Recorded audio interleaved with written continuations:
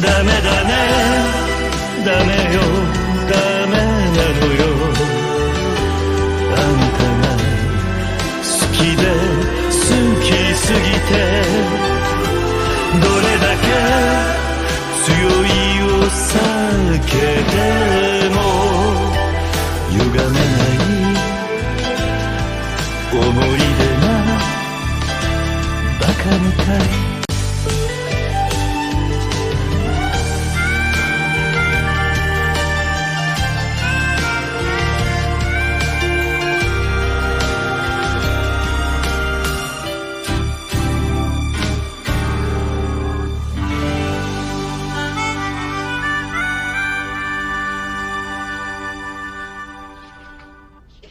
Okay, so that was an interesting opener there. What's up, everybody? It's Francisco here, joined by Andrew and Charles here for Sports Goods number 155. How you guys doing? How's it going? Andrew, what's up? Tired, but good. Good. Good job. Tired is what I would say for me. Well, we've got sports. There's no good as you get older. We got sports. Things happen. Sports are sporting. So that's fine. Baseball, basketball, hockey, football. The sports equinox is upon us. So that's great. Sheesh. I guess we'll jump. I don't know. We'll just jump into it, guys. Baseball, World Series. It's set tomorrow. Philadelphia versus Houston. And yeah, though the ALCS and the NLCS was surprisingly short in some ways, with the way that the Phillies are just hot right now. So that's good. I mean, in some ways, it's funny seeing. I mean, Bryce Harper's him. Bryce Harper is him, guys. I don't know what you guys think about that, but he is him. He's worth every single cent that he is being paid. He's playing like an actual MVP in the playoffs, unlike certain other players on the other side. So, I think that's Shohei Ohtani's not in this playoffs. How dare you? So that's, I mean, the Phillies are, I don't know how I would feel if the Phillies won the World Series as far as the NL East is concerned. I mean, the balance of power has the Phillies, the Braves, the Marlins, and the Mets with 2, and the Nationals with 1. I don't count the Braves, Milwaukee, or Boston championships because I don't even think they count it. I mean, they do, but only just to try and one up us. Even though 95 was a shortened year, so you just put an asterisk next to that one. So there you go. It's almost as Mickey Mouse's 2020 for LA. So that's there you go. And I don't know, the balance of power with the Philadelphia team being the number 1 team in our division. I have no idea. So there's that. The fraud rays were the fraud rays. Frauds.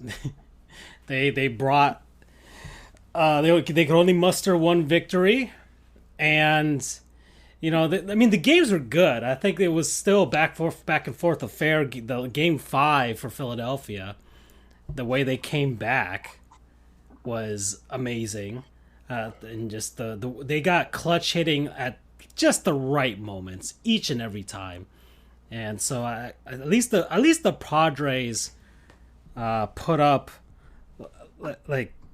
they put up something. They got at least a victory in comparison to the ALCS. And Charles, let's not beat around the bush here. The New York Yankees lost. I predicted it. So there you go. First off, Charles Stradamus is right.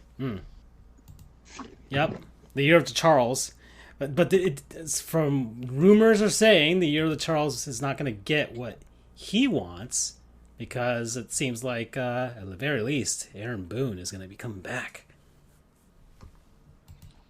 Well, there's 365 days in the year, and then I can only win 200 plus of them. So somewhere around that line, 3 months have to suck. This will be part of that 3-month cycle of it sucking. First off, I said the minute we got into the ALCS, we were going to get swept.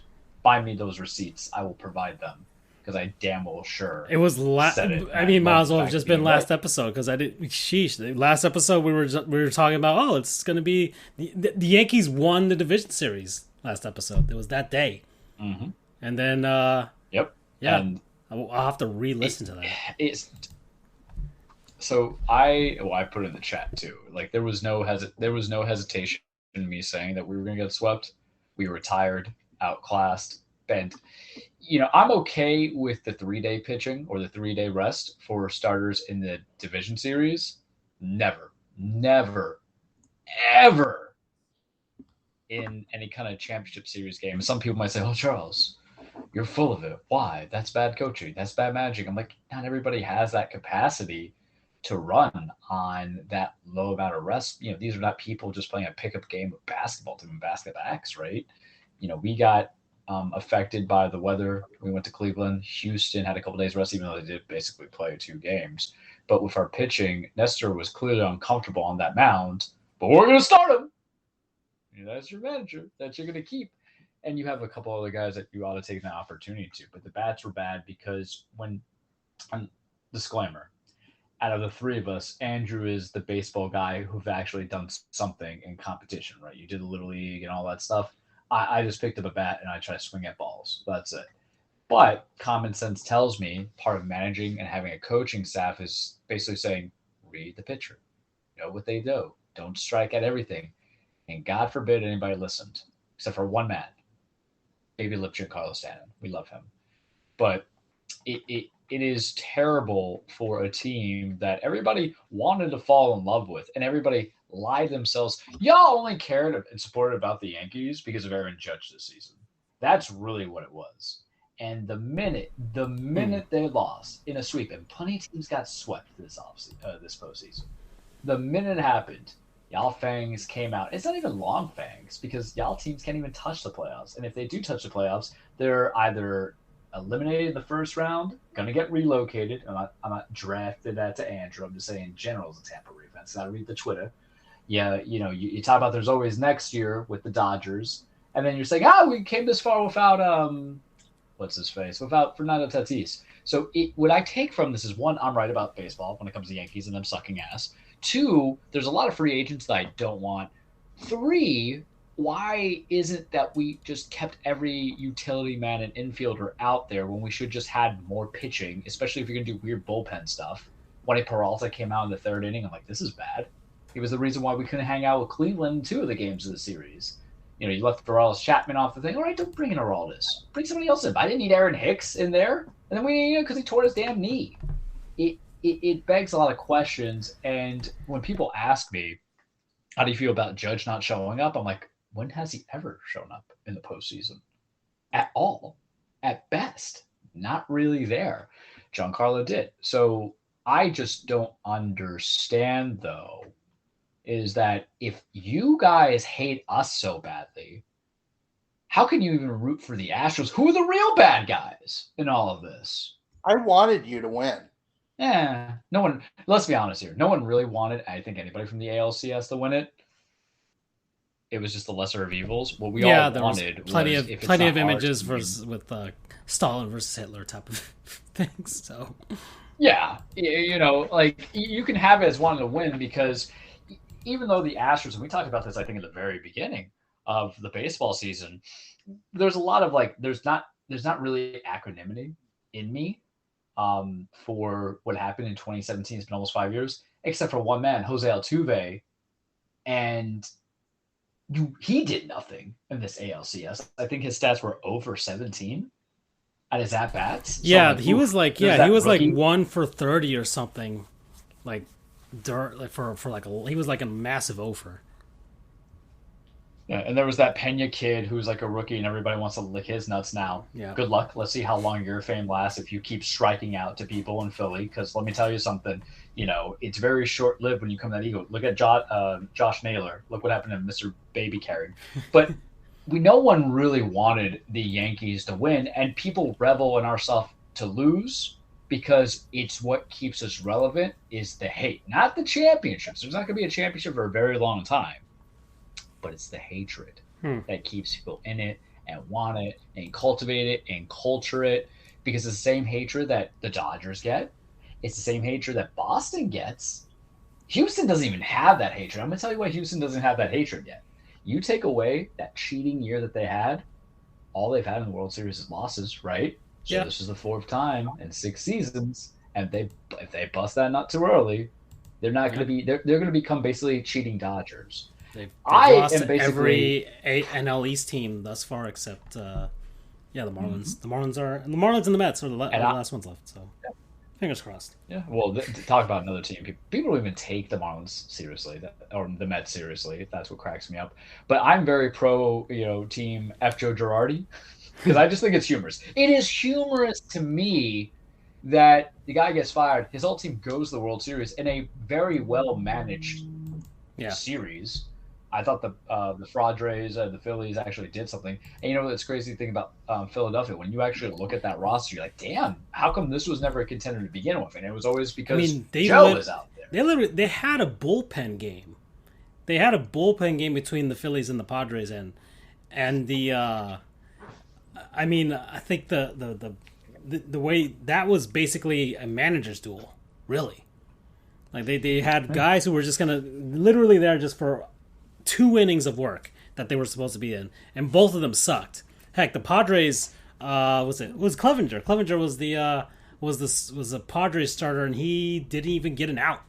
So that was insane. I think it was the MLB record for the lowest amount of batters faced or innings pitched for 2 starting pitchers in a playoff game. It was insane. But that was a manager's duel more than anything else.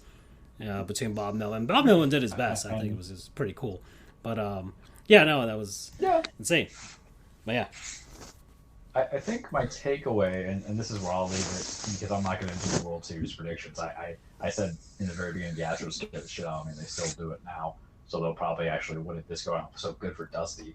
But I think the takeaway I take from this is that it reemphasizes, and we talked about it last week, because I did re-listen to a little bit of the show to figure out my cadence, which I haven't done in a while, is that whoever wins, this is the scary message to the MLB, that the big market, not even the big market, the teams willing to spend appropriately instead of on one guy, is going to have that credibility to boost into it.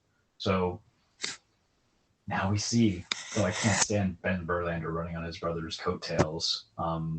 Could you imagine that? I can see him at the bar picking somebody up. Do you know my brother? Because I have this image that he speaks like there was a tweet of him. There was a tweet of him like celebrating his brother going to the World Series, and it looked so fake. Like he doesn't act like a real human being. He just spews. Well, I can imagine him at the bar going, "My brother Justin has 2 World Series rings out." The Jackson Mahomes of baseball. That's what they call him. How'd you feel about it, Andrew? You're quite quiet over there. In regards to what you're seeing in baseball, is the World Series even worth watching? I mean, now that things have gotten busier for me, I'll probably try to catch at least elimination games. Mm-hmm. That's kind of been my MO the past few years. If my team is not in a championship, it isn't in the playoffs, I'll watch elimination games just to see the trophy raising. And I'll keep an eye on it from afar, and I'll check the scores, but I won't. It doesn't really matter the sport. Baseball, the only exception is the Super Bowl. Although I guess that's technically it's one game, so I get the logic. It's just tough for me to dedicate, 2, 3 hours. Like I was bummed that the Rays were eliminated so early, but at the same time, it was kind of a blessing. Because then I knew, because if my team's in the playoffs, I'm watching their games. So, that was kind of something annoying during bar prep is, the Lightning are going so far in the playoffs. I'm like, God damn it. That's another 3 hours But luckily, most of the games are at night, so I wouldn't be studying. But my point being that I'm not singling out baseball in this regard. It's the same thing with any sport. Like the NBA last year, I didn't watch until the fourth quarter of the last game just so I could see the trophy raise. Yeah, and you're not a big basketball guy anyways. Though maybe somebody in Orlando might actually get you to care this season. Have you been following your boy? Pablo Banchero! Yeah, fake Patrick Mahomes. I haven't been following the season, but I see the ESPN alert saying that he's like tearing it up. So I'm like, okay, finally someone good for the Magic. It's also only been like 4 games, so there's not much one can evaluate. Yeah, but hey, it's a good start. Rookie of the Year season, maybe, if he keeps it up, for sure. Yeah. And what this does is it gives the Magic a lot of credibility when it comes to high draft picks, because you got to think of the talent they've had that they've picked up. You know, Shaq being one of them, Howard being one of them. Paolo wasn't number 1, was he? Wasn't he? I forgot who was already number one because my cat just headbutted my 1. OLED television. About to fight my cat over here. You guys Paolo missed the humor in Banchero. comedy. Why would you do that, cat? Paolo Napoleon James Banchero. That's his full name. He was selected. Yeah, he was number 1 pick. So there you go. I left for a second because I had to punish the animal for daring to touch Ramona. But what happened to Paolo? Yeah, he was number 1. Listen, you cannot headbutt. Oh, okay, so there you go. It hits the trend of like hitting it right as opposed to Philly, who doesn't do anything correct at all. So that's a good trend to have, man. Yeah. Does it mean someone else is going to go win a ring elsewhere in LA? So it fulfills the trend. In 10 years from now, Paolo will be a Laker. So now... Yeah, that's the problem is all of our number 1 picks, our good number 1 picks, go somewhere else. You hit the nail on the head there. No, it's because you guys need to actually start paying people. So that's the, you know... Basketball's not a loyal sport either for a lot of players. Michael Jordan went to the Wizards, and people seem to forget that. Well, that was kind of a weird situation. It was a little different. I think maybe KD is probably like the quintessential example of a guy that was like, you know what, screw it, I'm going someplace else. All right. So yeah, I mean, is that it for baseball, guys? That's basically it, right? As far as the playoffs are concerned. I got one on there. Well, Bruce Bochy is now the manager of the Rangers. Bochy. I always said Bochy. He's not the sport for old Italian guys. Well, that's the New York. That's his marketability. So Bochy, Bochy.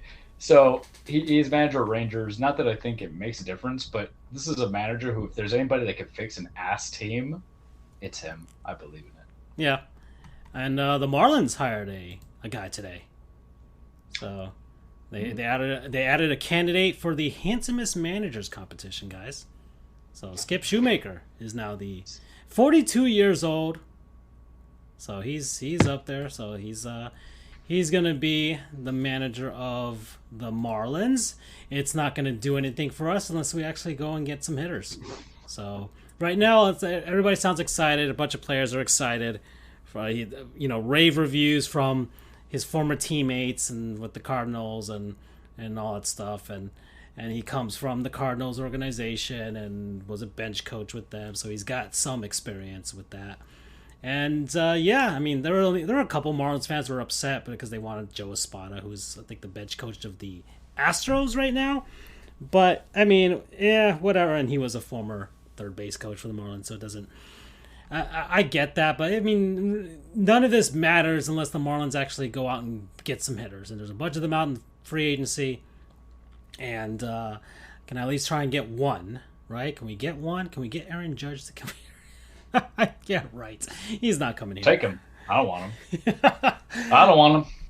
On the record, I'm saying it right now. I don't want Aaron Judge on this team next year. They'll sign him because they're not going to let anybody else out. But what's the point?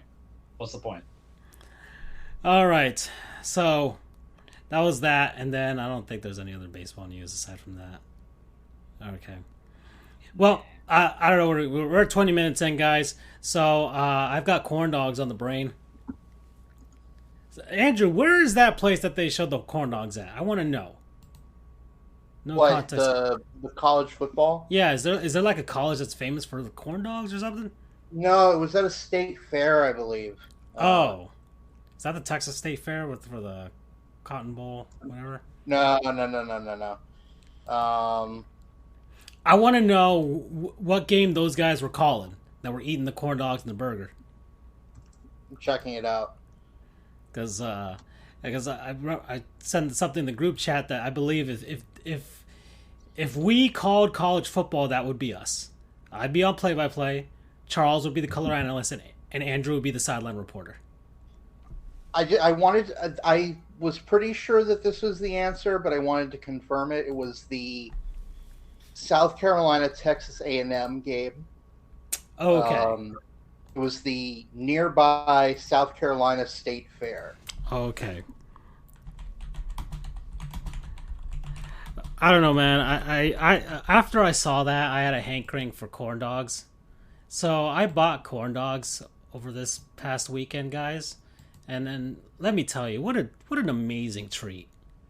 I don't know who invented corn dogs, and this sounds like something an Andrewverse could really help us with. but man, corn dogs are awesome. I don't know if I do the mad scientist thing and try and make it for myself. I don't have a deep fryer. That's my issue, guys. But don't you do the special kind of corn breading as well? So well, yeah, I mean that, but I want to know if there's any sort of like way I can kind of mess around with the format, you know? Like okay, so doing a quick Wikipedia search, I found the answer. Here we go. Let's do it. So, newly arrived German immigrants in Texas, who were sausage makers, finding resistance to the sausages they used to make, have been credited with introducing the corn dog to the United States, though the serving stick came later. A U.S. patent filed in 1927, granted in 1929, for a combined dipping, cooking, and article holding apparatus, describes corn dogs, among other fried food impaled on a stick. It reads in part, I have discovered that articles of food such, for instance, as wieners, boiled ham, hard-boiled eggs, cheese, sliced peaches, pineapples, bananas, and like fruit, and cherries, dates, figs, strawberries, etc., when impaled on sticks and dipped in batter, which includes in its ingredients a self-rising flour, and then deep fried in a vegetable oil at a temperature of about 390 degrees Fahrenheit, the resultant food product on a stick for a handle is a clean, wholesome, and tasty refreshment. America. Yes. The American dream, everybody. The corn dogs are a symbol of the American dream.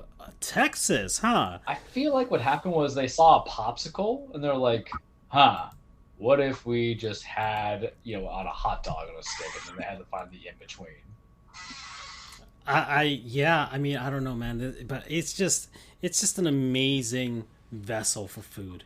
Like, who really says no to a corn dog, too? Like, if you offered it to me right now, it's that implication, like, if you held out a piece of gum, I'm like, yeah. I'm not going to say no to it. It's fine. They have the breakfast version. You look forward to it. It's probably... They have a breakfast version? How do you have a breakfast version? Well, I think the batter is like the same thing as a pancake mix. Oh, with man. the breakfast sausage instead of really? Yeah. You never see it. They sell them at the freaking frozen food aisle. No. Yeah, they make a breakfast version of it. I don't really buy frozen foods. Listen, I'm on the end game of life. I don't really cook anymore. It's just going to be whatever's in there fresh. Or I eat a sandwich and then I go out and have takeout. So, when I guess before I expire from this world, I should probably make an attempt to have that kind of hot dog or that breakfast dog. Yeah, it's like the same thing when you have a breakfast burrito. Just breakfast burritos or regular burritos. Yeah. I know that's controversial. I hate to say it. Yeah, they got breakfast corn dogs. Here we go. Yeah, pancake dogs.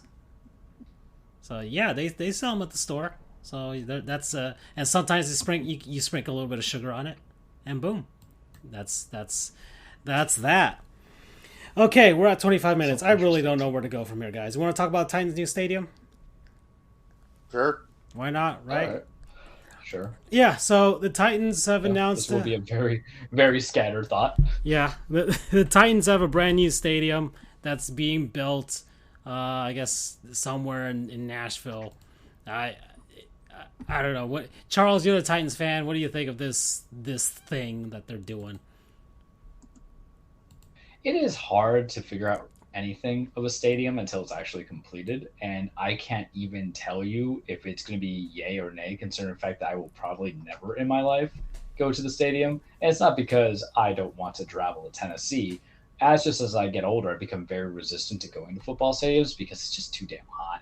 Like, I've been to the Hard Rock Stadium several times to see the Titans play, even Tampa play, and it's just sticky, nasty, and the weather's going to be different. I'm not acclimated to that, and I'm lazy, folks. I'm like super lazy. I mean, I think it's nice. They're building a roof for that very reason. It's very nice. So it won't be hot and sticky there. $2.4 billion. Well, that's the problem. You have all these roofs, but no one closes the damn thing, man. It's like I'm dying here, fighting for my life. I feel like the R. Kelly meme. But I know they're supposed to have Topgolf on there too. Did I read that correctly? No, when you had said it out, they compared was that it. A joke? No, that was a joke. It looks like a Topgolf. Could you imagine? Could you imagine? You know, it looks fine. They're gonna turn Marlins Park into a Topgolf. So for the off season. There you go. So I said it just doesn't have. I would say get it now. I think this is a good idea now because I think our window is for another 2 years. I would say before the end times everybody happen. Likes him. Yeah, because it's going to be over. Everybody forgot about Jeff Fisher. What are the?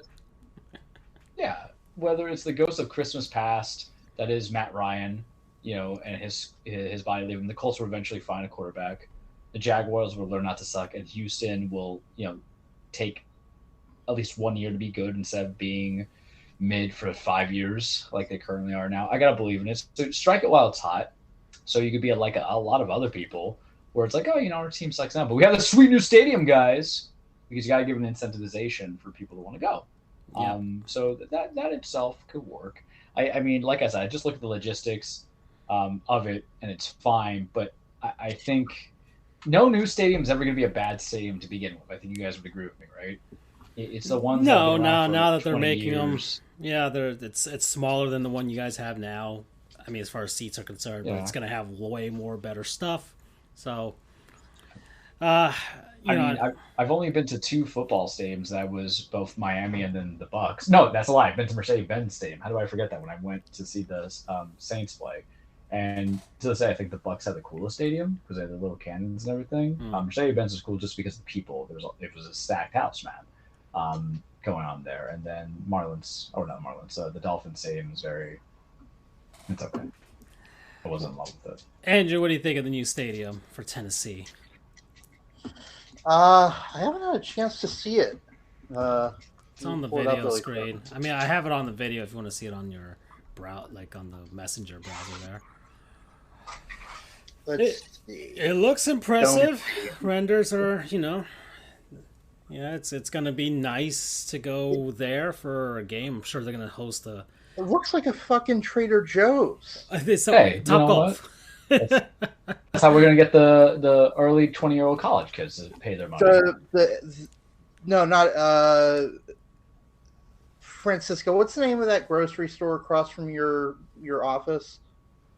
Oh, Fresh Market. Yeah, it looks like a Fresh Market. Yeah, that basically. It looks like that Fresh Market. Yep. That's basically it. That's what it looks like. I didn't think of it like that. Yeah, it's just, whatever postmodern, whatever you call this design, the sleekness and all that stuff. Here's the thing. If this was, say, 10 years ago, this would have looked amazing. But the problem is, everything looks amazing now. Yeah. It kind of reminds me of that line from The Incredibles. When everyone's super, no one will be. Yeah. It's when the villain is talking about how he wants to give everyone superpowers. That kind of strikes me as kind of what's going on with stadium design now. Like, Globe Life Park, the Rangers' new stadium. Yeah. It's Well, that so looks like a boring. that looks like a charbroiled grill more than anything Well, else. yeah, but it's so boring. But Yeah. if that had been built like 10 years ago, I would have thought that was amazing. Yeah. But it's boring now because It looks like everything else. exactly. I mean, I'll give them props. This appears to have a lot of kind of wood-like elements, which Yeah, or stone. Yeah, brick. which I'll admit that those look quite nice, and it does have a lot of foliage. Glass is always a winner for me. Not too much, but I mean, in the grand scheme of these new contemporary-looking buildings, it's quite nice. Also, by the way, I'm going to get a little political here, but I think you're going to see pretty much every new stadium built these days going to have roofs on it just due to climate change. Yeah, that's actually. I'm also okay with anything roof-based just because the weather inclement. Nah, I want a clean game. I don't need to see like that thing that happened with the Bears and Niners. Everything is just drenched wet. Yeah, I think And, that's even the Chicago is proposing putting a roof over Soldier Field now. And it's kind of sad because, nothing beats, going to a spring training game in mid to late March, early April, down here in Florida when it's still a bit crisp, but not freezing either. There's something to be said about being outdoors for a sporting event. And don't get me wrong, it's untenable in places like Miami, just due to the scorching heat and the rain. I love that air conditioning. I mean, look out how. I mean, go back to baseball with the Yankees and the Guardians series with the rain delay, and how they get like that whole thing would have been avoided if Yankee Stadium had a roof. Which now you're gonna think, well, are like teams gonna start retrofitting roofs on top of their places now, just for the sake of one to because the Titans are doing this not because their stadium is crap right now, because their stadium is perfectly fine, but they want more revenue because they're seeing, Atlanta is always hosting the Final Four and the Super Bowl and the college football national championship game. So like they're gonna be looking at them like, well, let's get in on that. Like, we're Nashville, we can do that too. So you're gonna have other cities. Dallas has already got their stuff ready to go for any and all situations. Like, there's very few places where they're just like okay with not having the whole thing enclosed. And watch, I bet at some point Miami's gonna be like, they need it because. I mean, like, I think like Yeah, Miami. they need it in Tennessee. Are we delayed? We might be slightly delayed with our communications here. I might be delayed. I said they need it in Tennessee because in January there's climate like snow and everything, and they tried that once in New York. Yeah, the New York one was kind of weird. They just wanted to do a New York one just to do a New York one, and I think they just got out of the way. But like, you have other cities, Minnesota. They had to put one there. But Chicago's gonna want one. But I think the Bears want to move out of the city, so we'll see what happens there. And then the Rangers built a new one just for the fact that they didn't want to be in the sun anymore. So I think you're going to see other teams that have, I guess, stadiums maybe around the same age as the Titans try and look like, hey, maybe we should put a roof or some sort of structure like that. I could see the Bucks doing it because the Dolphins, for the most part, just enclose their stadium except for the field itself. And the Bucks, the same architect made the Bucks Stadium, so I could see them doing something like retrofitting a roof structure up there. So you're going to see... And God knows Vinnick has the money to do it. Yeah. He owns the Bucks? Mm-hmm. Oh, sheesh.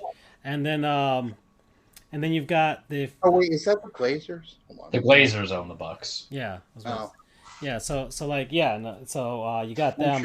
I'm sure they have a decent amount of money as well. You know, you got that. I mean, the They're also California notoriously teams. cheap, though. It doesn't really matter in California. It barely rains there, anyways. So that's not really a thing. But like, sheesh, what are the teams? I think that's for the most part. Maybe Carolina. Maybe Carolina might do something like that, where they would. But and maybe some of the northern cities, like I said, Chicago is probably going to go that route and have a roofed stadium. Detroit's already got one. Indianapolis has one. So they're going to go that route as well. Buffalo's going to make one. So all these teams are not only doing that so they can have, like, you know, concerts and a bunch of stuff year round and to host the big games and the big Super Bowls and, you know, big soccer matches and stuff. It won't be relegated. And I could see, like, MetLife in New York just like, you know what, let's retrofit let's ask for $1 billion more in public money and add a roof to our structure just to have a roof. I could see that happening. Maybe even New England as well. So watch, they're either going to build new stadiums or they're going to retrofit them with roofs, with whatever is still left at this point.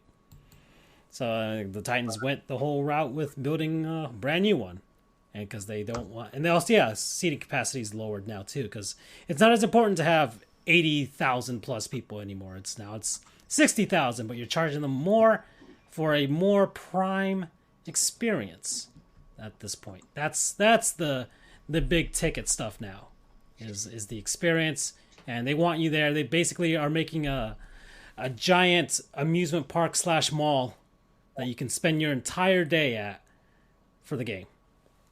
So that's the idea, and that's why Stephen Ross is doing all that stuff in his wacky world over there. He's building that whole thing up just so you could spend the entire day there. So yeah, all right, cool. Let's see, we're at 37 minutes, and this is more on the fly, but I did want to talk about this. I think Andrew's going to get all hot and flustered for this. Do you want to talk about the reverse retro uniforms? Andrew? Sure. Yeah, because we haven't gotten your, you know, we're logo files, and Charles, you know, he's not, he's becoming more versed with the hockey stuff, so let's go with the reverse retro uniforms. Because they just came out. I'm becoming very cultured.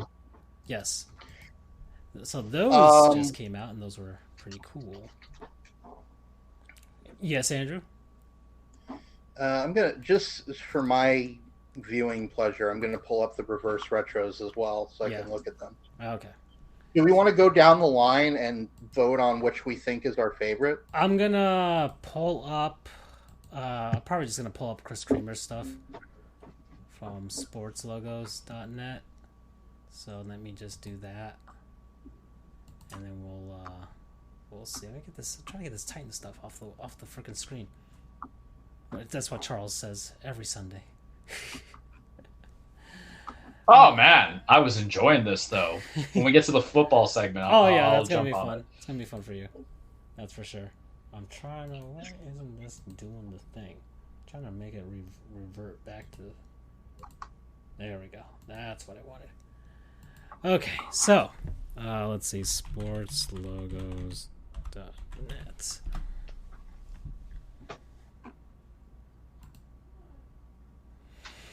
So yeah, Adidas has Fuck Adidas, but okay. Well, they finally took forever, but they finally did what they had to do. That's the problem. They took for fucking ever to do it. It's like a no-brainer. They're a German company. If you wanna go deeper into that. Well, I know. Their founders supported the Nazis. So it's like, of all the companies that wouldn't want to appear like they were siding with a raging anti-Semite, it would be fucking Adidas. I mean, it kind of seems like it's keeping appearances from what you guys just said. And it is. It really is. Like, so here, Adidas, their founder was Adolf Dassler. Oof, that's a great first name to have. Not a name you hear common anymore, boys. And I'm not calling on him because his first name is Adolf, because that was a common name. It's very common in Argentina. But Argentina catching strays right now. We'd be calling Adolfo. Adolfo Heinzler. Plenty of Heimler or whatever. Himmlers out in Argentina for some weird reason. You know, white people with blue eyes.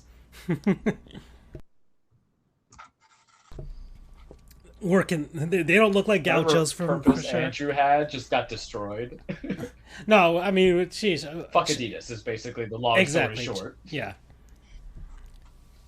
Yeah, I was correct. So, Adidas was founded by Nazis. Are they a far felon? Well, there were two brothers that had one company. There was the split between Adidas and Puma.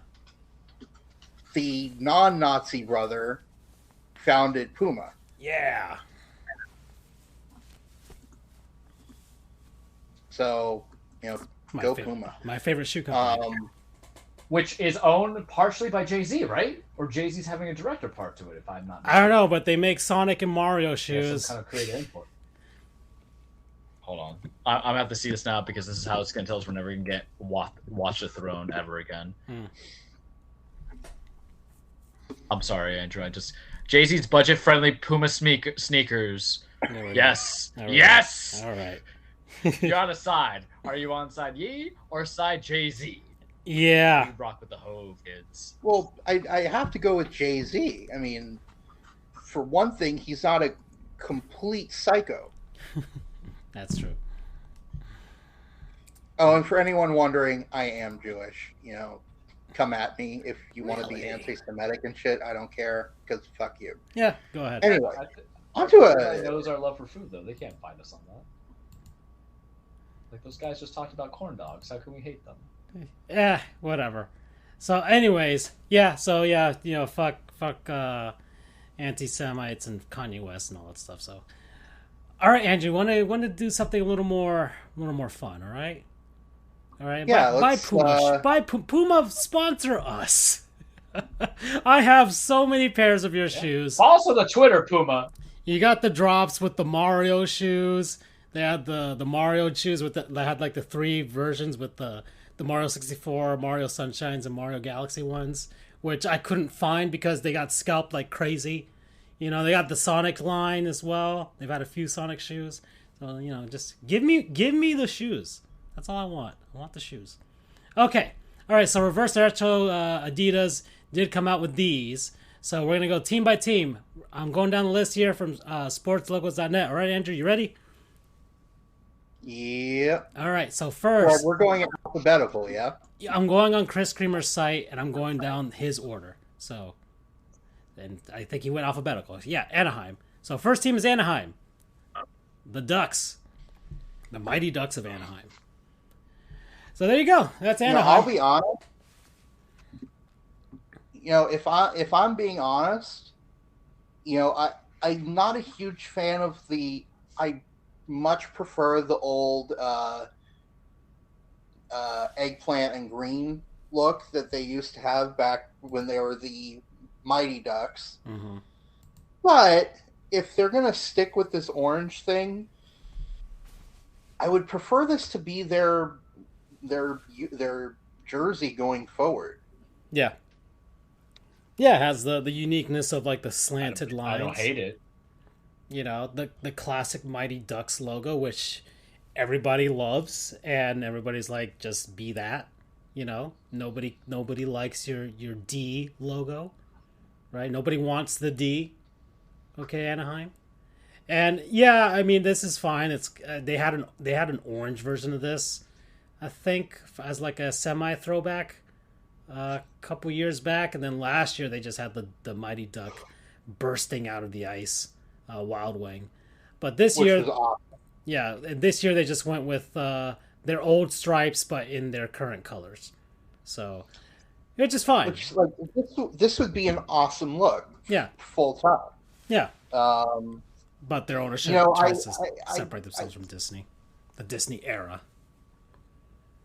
like, look, I get it that some uniform, like UCF space uniforms in football, people are like, UCF needs to be the Citronauts all the time. They need to always wear space uniforms. It's like, yeah, they're cool, but it kind of loses the specialness of it if you're wearing it all the time.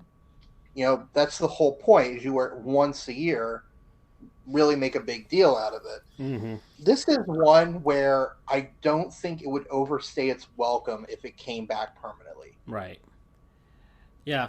And the Ducks colors aren't bad. They're just not bad. They're not bad. I mean, they went with it's Orange County. That's why they have orange. It's just because they play in Orange County. So, okay, that's fine. It's not a bad color scheme. It's just I prefer the other one. All right.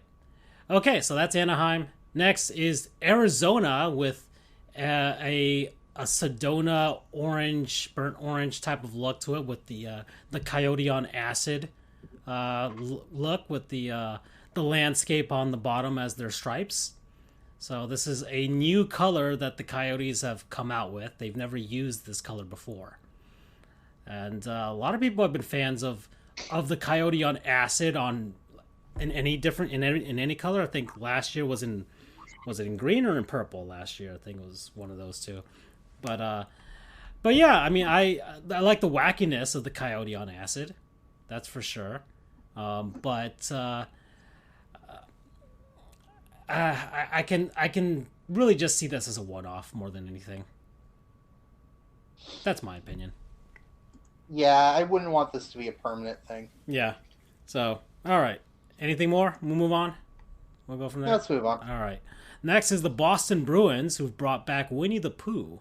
So this jersey is instantly banned in China, and it's the it was originally a yellow jersey. This time it's white, and it's got the furry looking bear stripes on the bottom in black and yellow, and they have a realistic looking brown bear in the middle with big giant Bruins type on their shoulders.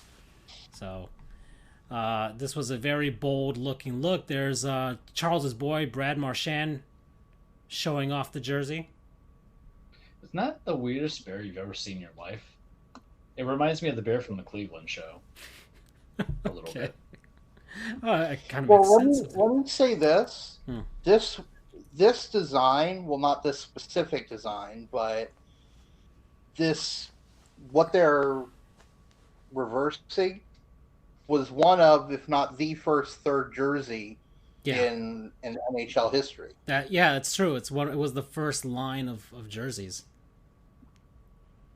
It was them, the Burger King jersey for the Kings, and then the Wild Wing breaking through the ice was kind of like the first few.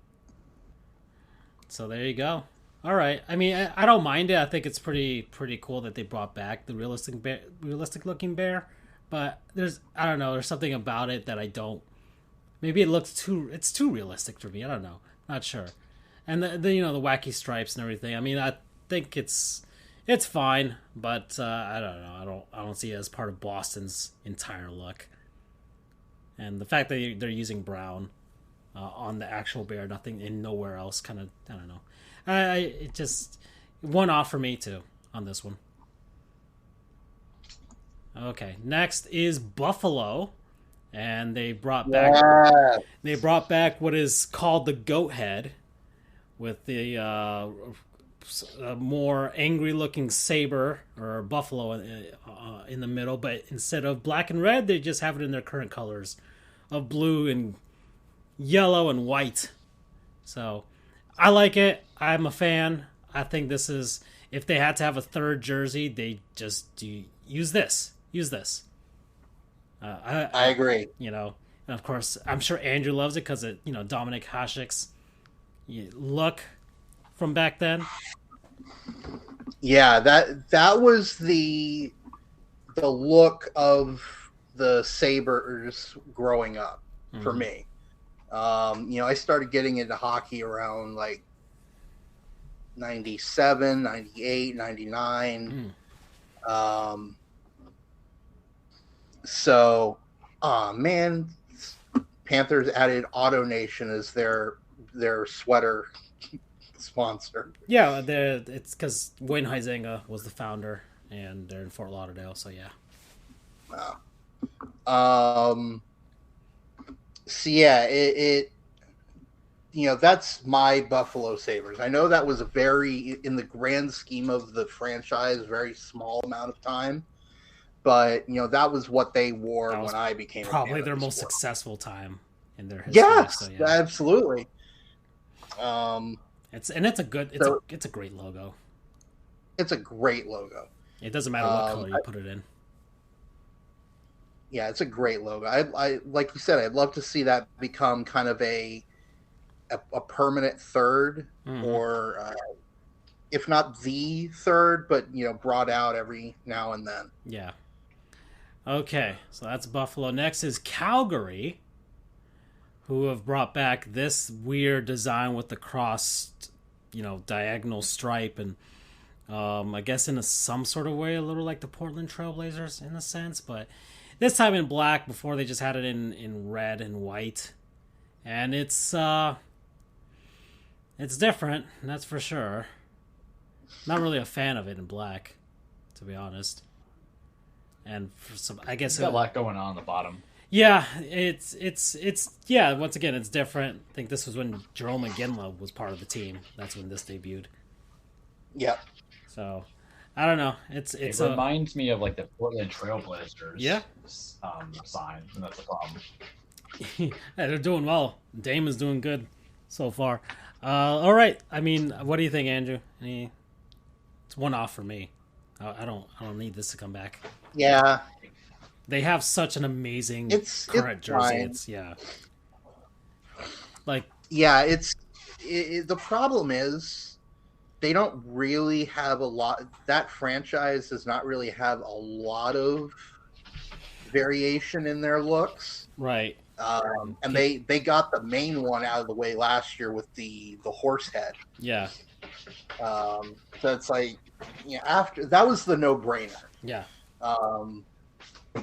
But after that, it's kind of like, honestly, I think I don't see the reverse. As much as I love the reverse retro, seeing these new uniforms, I don't see this lasting beyond like next season, because by that point you're running out of a lot of jersey options, and you're going to have to start repeating. Yeah. So. I agree with you with that. There's not some teams really don't have many designs. Heck, the Red Wings have already run out. I know, or like Montreal or Toronto. It's especially for those. Look at the Carolina Hurricanes. They basically went back to like a couple seasons ago. I know. They're like, hey, let's just get our white jerseys. And we'll just make them in red. That was it. This is the Carolina Hurricanes. Nothing more. Which I want to say about this, first off, Hurricanes, screw you for getting rid of your original home jerseys. Those were amazing. I loved the Hurricane flags as your stripe. Like, so simple to differentiate yourselves, and you went away from it. It's like, no, you guys are from the 90s. Lean into that craziness a bit. And it's not that crazy either. Well, they finally this season they kind of sort of brought it back. They've made the actual, storm flag stripes on the bottom pop out again. Like they're already trying to re-embrace it. So, but now they have just the storm flag as their main black jersey now. So, yeah. So they needed a red jersey, so they're like, oh, let's just use this. So it seemed like they were finally. Then I guess they went on that playoff run. They're just like, okay, we're just black now for now. Well, they'll go back. Don't worry, this is just a trend for now. I don't think they'll. I think they'll eventually go back to red. But maybe they want to differentiate themselves because there's so many teams already in red in the NHL. Speaking of the Chicago Blackhawks, who are also running out of designs, Andrew, like you said, because they've been in so many outdoor games that they've made versions of their past jerseys that there's not really much left. Right. So, like, out of all the design, like, this isn't one of my favorite past Chicago designs being brought back. It's That's ugly. It is. It's pretty ugly. I don't like it. Nope. Yeah, It's just plain compared to whatever, and No, all right. Next, Colorado. I really like this one. Hmm. It's simple, but it does the job well. Yeah. Yeah, the Avs It looks like Capsule Core. they've leaned more into harkening back to the Rockies now with the C logo and everything, and now in the colors of the Colorado state flag and the old Colorado Rockies before that. Hockey team, Charles, not the baseball team. So, but yeah, that C logo is you said the state flag, so yeah, it makes sense. And Charles, just to kind of give you an idea, so the Rockies, the hockey team, was from the 70s. In like the early to mid 80s, they moved to New Jersey, where they still reside as the Devils. Yeah. Okay. And then the Rockies became a baseball team. So, Right. All right. Next are the. That's like, why would they even have the same franchise name to it? I don't know. There's mountains. Denver's not really an exciting city, guys. I told you. there's not much more to go on.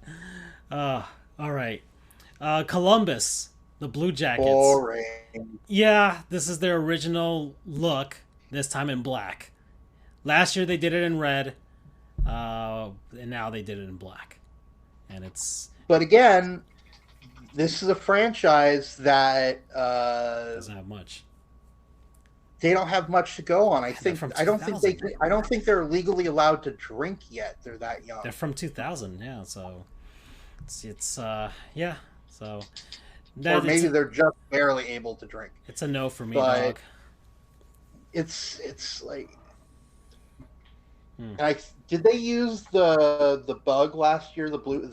Yeah, they used the old CB logo with a stinger on their it's patch. Like, what else can you go on at this? And it was point? in red. Maybe the cannon. Yeah, that was kind of what people thought would be. It would be like the cannon in like red or something like that. So it's like there's not much more that these younger franchises can work off of.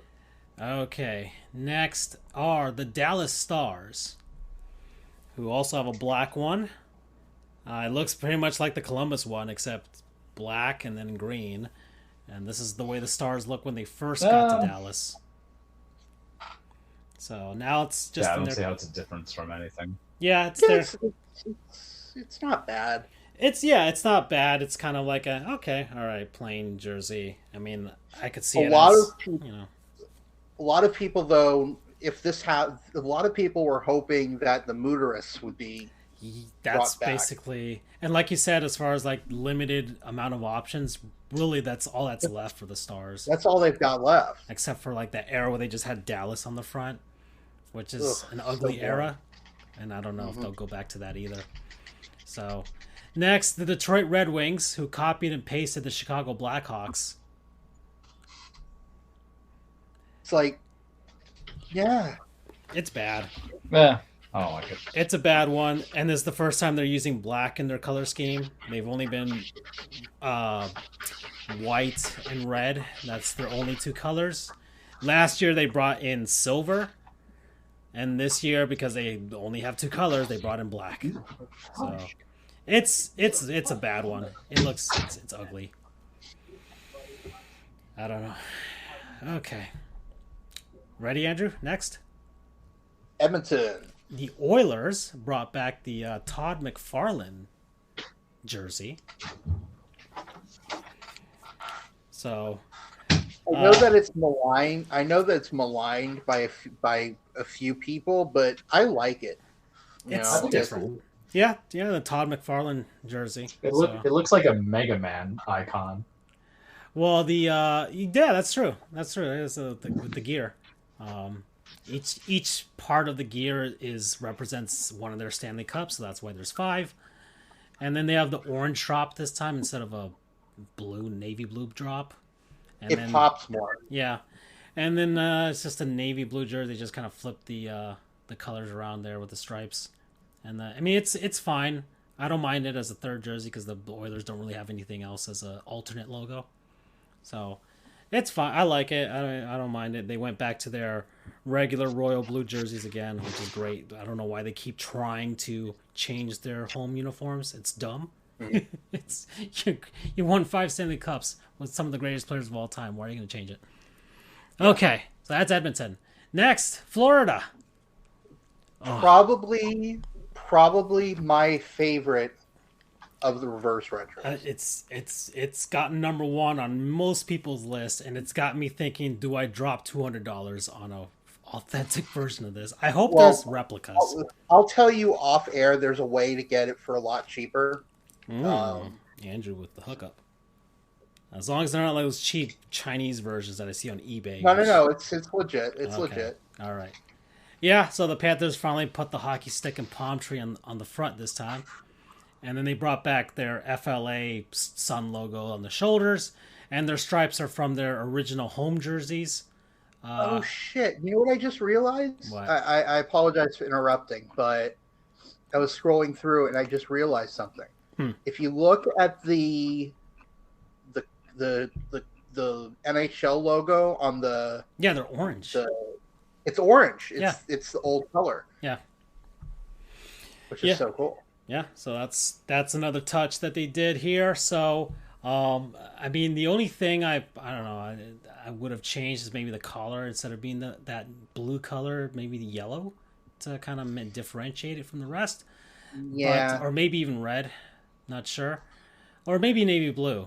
But either, like, on the original homes, they were navy blue. So I don't know why it wasn't that, just to give it a little bit more symmetry. But either way, a lot of people think this is a winner. This is I guess they decided to create a brand new blue color because this is different than the one they had in their old alternates from 2009. It's a different shade of blue. It's the one that pops up on their All-Star Game logo for this year. So I think they're just following what the Miami Heat did, which was develop a whole new color scheme just for an alternate look. It's working for a lot of teams now, and I'm a massive fan. So, yeah. I'm really hoping, and I get that it's reverse retro, but I'm really hoping that this might be the beginning of maybe a transition in your uniforms to something more like the original set, because yours is so boring right now. I listen, I get that your owner was some West Point guy and he I guess there is some navy blue on it, but it's a little more it's closer. In the colors. Yeah. In the numbers. No, it's on the collar. On the collar, you see it? Oh, There's a little bit more than there is. Either way, I think it should have gone all the way. Anyways, yeah, I mean, so a lot of Panthers fans, there's a legion of them. And look, I called for them to change the things and the look and all that stuff. I don't mind the way they look right now. And it's honestly the best that they've played since '96. So, but I can see, I don't mind having, like I said, I think teams should have alternate looks. Like the Heat have done with the Vice look. That was great for a few seasons. In fact, I think they should keep it anyways. And then like the Panthers can have like a retro inspired alternate look with this navy blue color, and maybe like a alternate with this and this lighter blue color, this like ocean blue, whatever you want to call this. Yeah, so I'm a massive fan. So cool, go Florida, and I might actually buy it.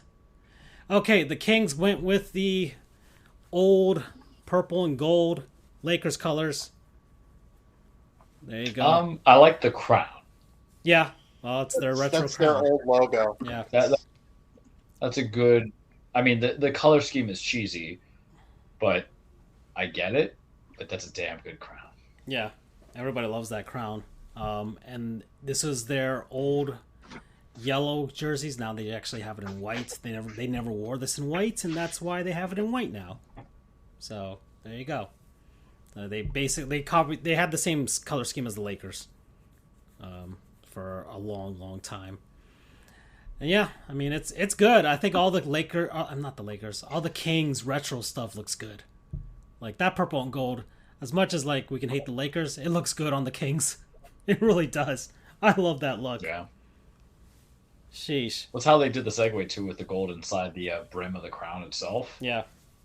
Like everything about that look is it's clean, man. Yeah. Yeah. Like that's the thing. Like when I think about the Miami Vice colors that we had, is it something that would make a non-fan want to wear? Yeah. That jersey makes me want to wear a LA Kings jersey. Yeah. That design. Yeah. Like the Kings have been pretty good with their merchandising. You know, they had the 80s era stuff, and you know, like sheesh, rappers wearing it, like everything. They know how to look good. So I'm a fan. So go Kings, go on this one.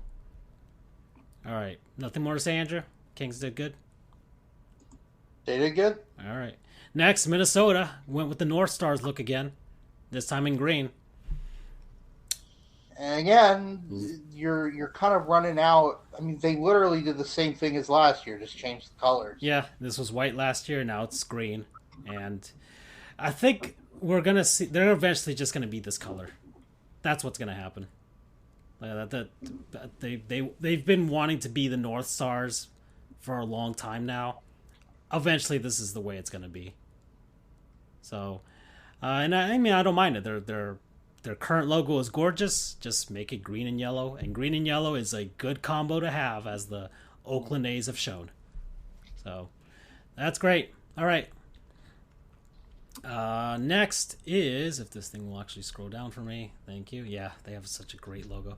Next, the Montreal Canadiens, who say this is from 1978, but this is actually a Montreal Expos uniform. Which, kudos. Yeah. Kudos. It's the city of Montreal's colors, which is true. It's their colors, but it really is the Montreal Expos look. It's the same powder blue. It's the same, like the C and the like. It just looks exactly the same. And the Canadians have run out of things to do as well, Andrew. They've pretty much used all of their retro stuff from before. So the last thing they could do was just basically, all right, baseball team, let's go. So that's much. I like it. I mean, that powder blue is a great blue. So the Expos always look like a good team. So there you go. And they have their orange logo in the L and H instead because they're French. Mm. Next, the Nashville Predators have gone with the saber-toothed cat looking directly at you, all weird looking. And instead of the Dijon mustard color, they've got with their current yellow color, which a lot of people were disappointed in. They wanted this in navy blue. That's a very aggressive yellow. Yeah, well, that's their current look, their current color, but people wanted a navy blue jersey, and they instead made this in their current yellow. So, and I really don't like that logo. Like, I'm not a fan of it at all. It's their work. They should have. You know what? They should have just. The teeth are just. Yeah. Yeah, the teeth are too prominent, man. Yeah, the saber-toothed cat looks better from the side. You know what they should have done, Andrew? They should have just done their Winter Classic uniform. Yeah. And made that yellow or navy. That's what they should have done. And they really... And yeah, once again, a team that doesn't have much to go on. So that's really... There's not much left for them. All right, the New Jersey Devils, who have also paid homage to the Colorado Rockies for some weird reason. But again, the Devils really don't have a lot to go on. The only major there have only been since they've been in New Jersey, there have only been 2 changes really to their uniform, to their jersey. The first was they went from the green and red to the black and red. Mm-hmm. And then, like, last season or a couple of seasons ago, they changed the striping on the bottom. They changed the striping. Yep. That's it. Yep. And they've never had an alternate logo, ever. They've always just had that one logo, and that's it. And they were the Colorado Rockies, and before that they were the Kansas City Scouts. And there's not really much to go on, and they weren't going to do a Scouts jersey because why would they? But apparently they did this. So, all right, and it doesn't work for them at all. It just doesn't. So that feels uninspired. It is because they have not much to be inspired by. So, all right, the New York Islanders have brought back the Fishermen. Thank God. So there he is. I will say the one thing I'm bummed about though is they didn't bring back the wave stripes. Nope. For some reason, they were too afraid to go with it, so they just went with like just these angular looking stripes, a little like the Ducks, a little bit. It's like, dude, if you're gonna go with the campiness of the Gorton's Fishermen, just go all the way with it. Yeah. And this isn't even a bad logo either. You know, it's not bad. Yeah, you just honestly, this is probably good for an alternate logo, anyways. They don't have much either. So, by the way, it's back and it's in navy. It was in navy before, anyways. So I don't get why. I thought they were gonna do it with like an orange jersey or something, but they went with this. It's not great. They can do better. I wouldn't mind seeing the logo back with a different striping pattern of some sort. All right, so the New York Rangers went back to Lady Liberty. Really, that's it. Except now it's okay. Yeah, now it's in their royal blue instead of navy blue this time. Once again, not as inspired. Someone made a comment that it would have been cool if it was in red, and I am actually in agreement with that. It would be cool to see that look in a completely different color. They probably didn't go with it because they are the Broadway blue shirts, you know. But if the Blue Jackets can wear red, you know, why not? All right, the Ottawa Senators are just as uninspired. They went back to their original logo this year or last year, anyways. So it's basically just the striping pattern from like their first third jersey, and that's it. Like it's not. This isn't good. This isn't good at all. I don't like it. That's me. We move on, Andrew. We keep going. Let's go. Sure. Philadelphia. Instead of orange stripes on one part and black on the other, they flipped it. That's it. It's their current white one with the colors flipped for orange and black. Let me say this though: they're bringing back the Cooperalls for their warm-ups. But that's funny. Which is awesome. Yeah. Charles, a little bit of a learn-a-goof here. Back in the 70s, there were 2 teams, the Hartford Whalers, who are now the Carolina Hurricanes, and the Flyers wore these things called Cooperalls. They were made by a company called Cooper. They were basically track pants that the teams wore during game. The problem was they reduced frictions so much that if the players fell, they just slid all over the place. Yeah. Yeah, basically, it's basically what the refs wear. The refs wear pants. So there you go. But there they are. You can see them. That's what they look. That's what they will look like when they wear them for warm-ups only. Next, the Pittsburgh Penguins have brought back the Robo Penguin, which I am a fan of. I like the Robo Penguin.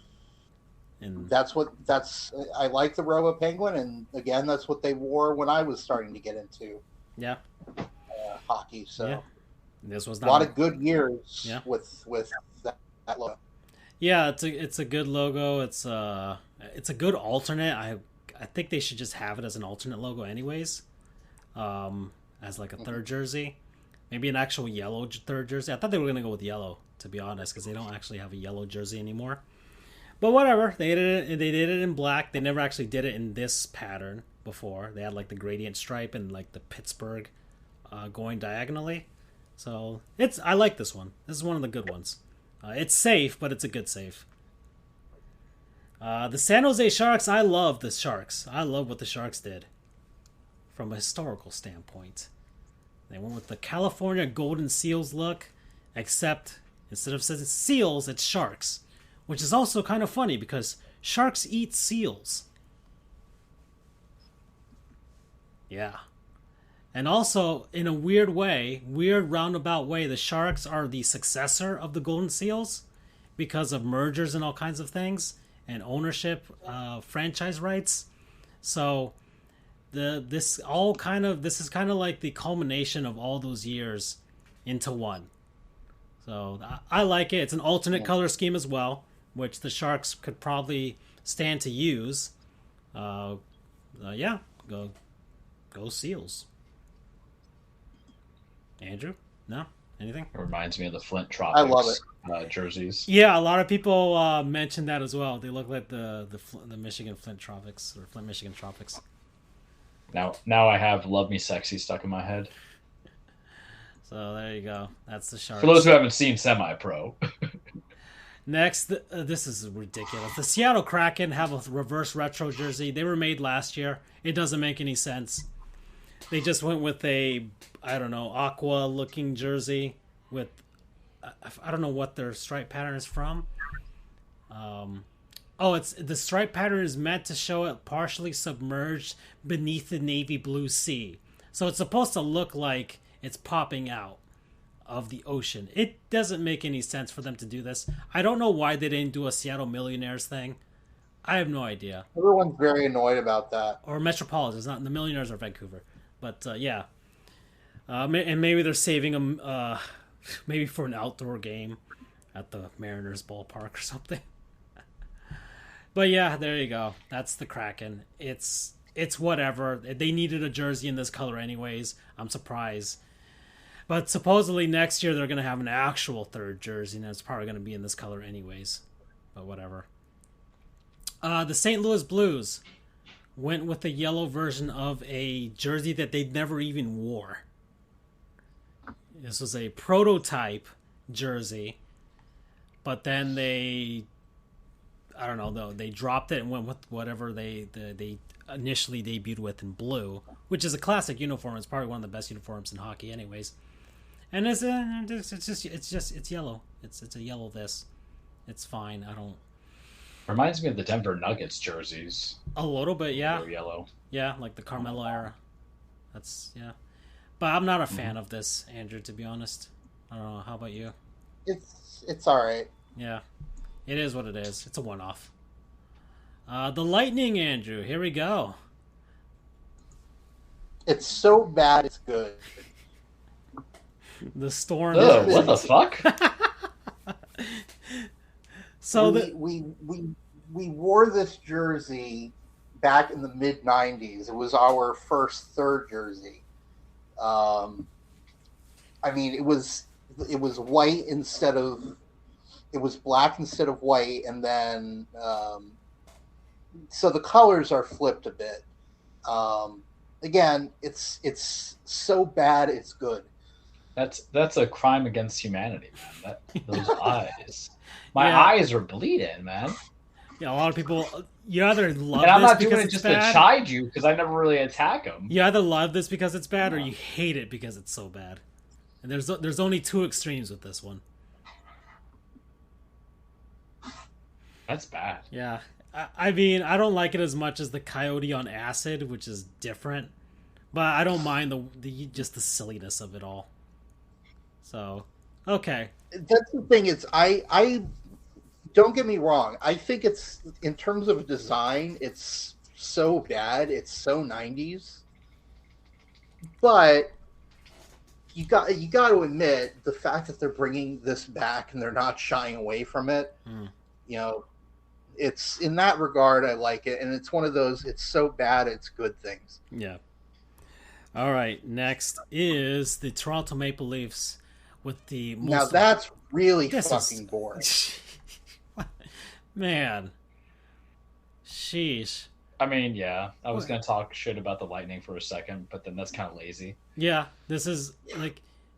Listen, I get that the Lightning's design is bad and tacky, but at least it's something. No, the design's not bad and tacky. It's just that blue, man. That's some strong blue right there. Well, that's their blue. What, on the Lightning jersey? Yeah, the powder blue hurt my eyes, man. Which one? The Leafs? That's royal blue. No, the Lightning one. Oh, the Lightning one with the storm? The Maple Leaves just looks very basic. Well, that's the thing. That's what people were complaining about. It's you just close your eyes. If you never knew anything about hockey, it's like that's how the Leafs look like, and you'd be like, oh, okay, cool. And if you told this to a Leafs fan, they'd be like, oh, okay, I guess we're wearing these now. It'd be really hard to spot the difference. And really, the Leafs have been like this for their entire history. They literally just have a maple leaf in the middle, and they just change the stripes up a little bit. And I feel like the maple leaf itself looks like a kid who never saw what a pot plant looked like and drew it from what they think it is and just stuck it on there. It's a bad design. It's boring. It's boring. And you haven't even seen the Justin Bieber jerseys. So, that'll come later, Charles. Apparently, the Leafs, who are owned by the same team the same group that owns the Raptors, want to do another collab with somebody, just like they did with Drake. And with Justin Bieber, they're going to make a hockey jersey. And it's also black for whatever weird reason. So, all right. And the Leafs have never worn black as their mine jersey, but whatever. Okay, the Vancouver Canucks went with Johnny Canuck in the middle. So I am pleased. There you go. That's okay. Yeah, I don't hate it. It's navy blue. Apparently, this is supposed to look like a 1960s Western Hockey League Canucks jersey. They've used Johnny Canuck on a I think as a secondary shoulder logo before, so it's not out of ordinary for them. But yeah, it's fine. It's an actual retro, but not retro for Vancouver because they've kind of done all of their retro jerseys by this point. So there you go. All right, the Vegas Golden Knights, who have done a reverse retro for nothing. But it's just Vegas diagonally this time in black. It doesn't really homage to... I like the color stuff, though. Yeah, no, the colors are fine. And Charles, it glows in the dark. Oh, that's fucking cool. Look, as an adult, let's just say it. At 33, I still think that glow in the dark and then light up shoes are cool. Yeah, no, it's awesome. That's My really demons can't catch me. Yeah, it's awesome. The stripes shimmer as well, like you're wearing gold. So the Golden Knights have had pretty sweet looking jerseys and done like cool things with the material to make it look regal. So there you go. That's the Vegas Golden Knights. I think they're a winner, in my opinion, Andrew. They're a good one. Absolutely, very good. Yeah. The glow in the dark is just the cherry on top. Yeah. Okay, and like the I guess the way the letters look kind of looks like maybe a little bit like deck of cards type of look font to it. I guess, which makes sense. All right, the Washington Capitals have gone with the eagle this time in black. It was never in black before. They had a black jersey back then, but it was with the Capitol building on it. So this time it's in black. So that's it. Kind of slick. Yeah, no, it's a slick look. I mean, they had the same colors. Well, same ownership, so they had the same colors as the Wizards back then too. So the Wizards and the Caps have always had, for the most part, same looking colors and same ownership. So that's why they went black and blue and gold. All right. And I think we're at the end, right? Yes, the Winnipeg Jets. I don't know, they're boring as well. I know people like the Retro Jets logo. That's fine. I've never really liked the Retro Jets logo either, to be honest. What do you think, Andrew? Yeah. It's fine. Yeah. So there you go. That's all of the reverse retros. We went long on that one. So word from non-sponsors. Guys, ready? People, places, things, concepts, what have you that we've been enjoying. Well, over the last week, I'm going to have to start, guys, because you guys know where I'm going with this. Charles knows. I'm sure you guys know. It's Mario and Rabbids Spark of Hope. I don't have the same rule as Charles where he has to wait till he beats the game before he gives it a review. I already know. I feel personally attacked by that. It's love at first sight for me already, Charles. Okay. It's Mario and Rabbids Sparks of Hope. I love the first one. Mario and Rabbids Kingdom Battle. It's a Mario real not really an RTS. It's a Mario strategy game, and which is new for Mario. He's never had a game in that genre of video games, and it's made by Ubisoft, not Nintendo. So those French bastards found a way to make this really cool. Turn-based strategy game. It's fun. It's simple comparison to other turn-based strategy games, which I guess is the point. It's kind of my entry point in it for the most part, even though I've played Fire Emblem, so I guess it's kind of sort of in the same vein. But Mario has weapons, and there's Luigi has a crossbow, Peach has a umbrella cannon, and then you got these little rabbits that are hanging out with you. You got to save the world from Cursa in this weird like combo world of the Rabbid world with the Mario world that's gone on for 2 games now. And it looks good, the music's good, and it's just fun. The structure for this game is different than the first one. The first one was more, I guess, the mission base, and you had to try and see if you can get better scores and get stars that way. This one is more just beat the challenge. You can either beat an easy, normal mode or hard mode. Either way you want to play the game. It doesn't matter. You just have to beat the challenges. It's more linear in that sense. It's more of a streamlined experience. But the combat is different this time. You now have Sparks, which are the combination of Lumas and Rabbids this is from Super Mario Galaxy. There's more Mario Galaxy nods in this game, which I like, because Mario Galaxy is one of my more favorite Mario games. And it's a good one. The reviews have been good. I think it's got 9 nines for pretty much across, 8 and 9s across, and I'm a fan. I'm already probably a third of the way in. I think I'm 36% done. I don't know how close to 100% I'm gonna get. I got like 95 or something percent in the first game, so I'm definitely gonna play this as much as possible. Probably get at least 25 hours out of this, I think, from the way things are going. And yeah, another line of good Mario games. So Mario Rabbids Sparks of Hope, promo code BLAH! That was unexpected. All right, who wants to go next? I can go next because I don't have anything that's too crazy. So, boys, I haven't played video games in about 2 weeks. I'm actually playing WWE 2K22 right now. That's not my non-sponsor, but it's, getting me back into the gaming thing, so I can't do that. I talked about a book, so we can't talk about books.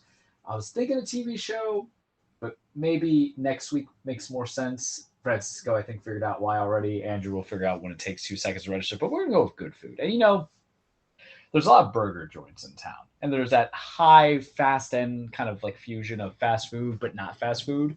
Burger joints. You have your Burger Fries, which is okay. You have your Five Guys, which we enjoy, and then you have your everything else in between. But over the weekend, I had Shake Shack, and I've had Shake Shack before, and I haven't really emphasized it because I think sometimes the level of like the Shake Burger is good, but they now have something for a limited time only, and I hate when they do limited time only because I want it all the time.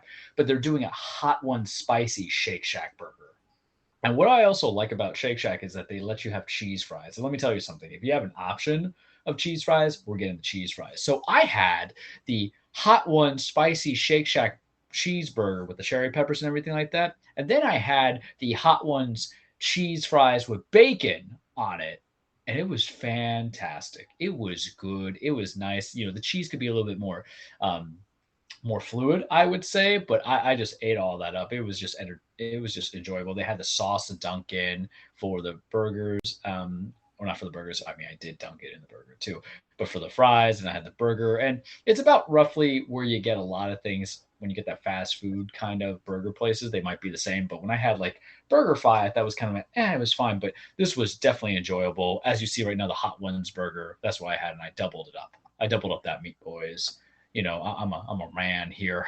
I need 2 patties, not 1 patty. I'm salivating thinking about it now because I have a burrito waiting for me after the show. It was good. It was good. Like the hotness is about a 6.5, 7, so it's Andrew proof. But I liked it. It was good. There was a good amount of cheese. The bacon was crispy. I just swallowed it whole. I usually just get the Shack burger because I like the cherry peppers that they have in there. But yeah, mostly can recommend it. If you have a capability to get one and you don't feel like doing Five Guys, but you want a burger and you don't want like Wendy's or Burger King or McDonald's, get yourself some Shake Shack. It's good. The Hot Ones burger is recommendable. Very tasty. Same thing with the guys. Hot Ones cheese fries with bacon. Salivating. They also have some.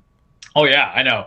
They have some good but dessert recommendations as well. I haven't had any of their chicken sandwiches. The last time I had it was in August. What did you say the spiciness was? Like a 6.5, 7. Is what they literally put 7 out of 10 on there.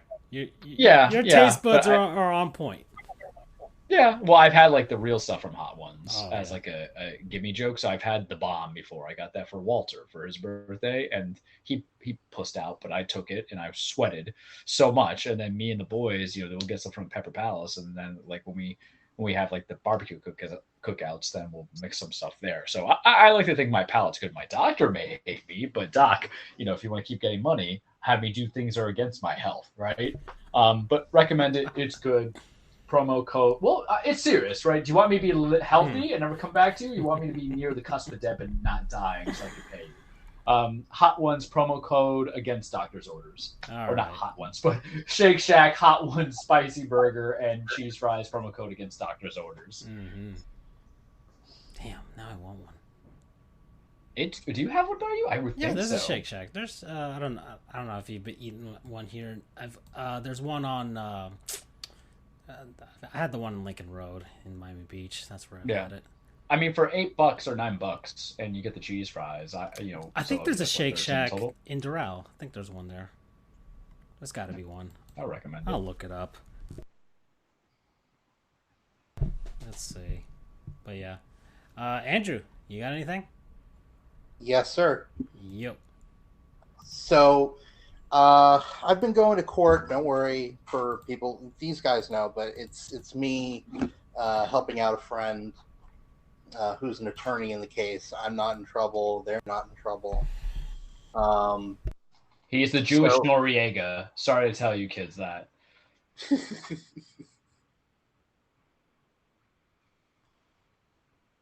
Anyway, Andrew's like, who the hell's Noriega? I know who Noriega is. So getting dressed up all the time. It's been a while since I've had to, get dressed up in a suit, all that stuff on such a regular basis. It's been a while.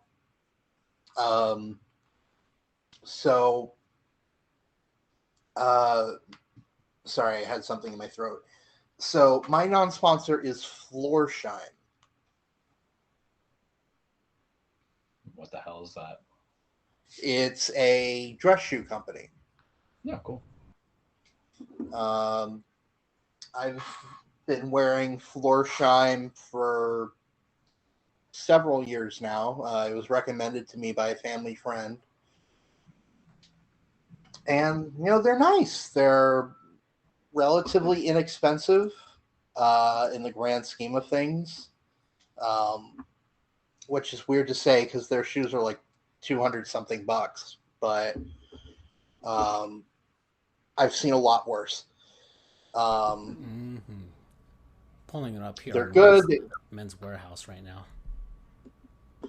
They last a long time. They're relatively comfortable, as comfortable goes when it comes to dress shoes, which is generally not that comfortable.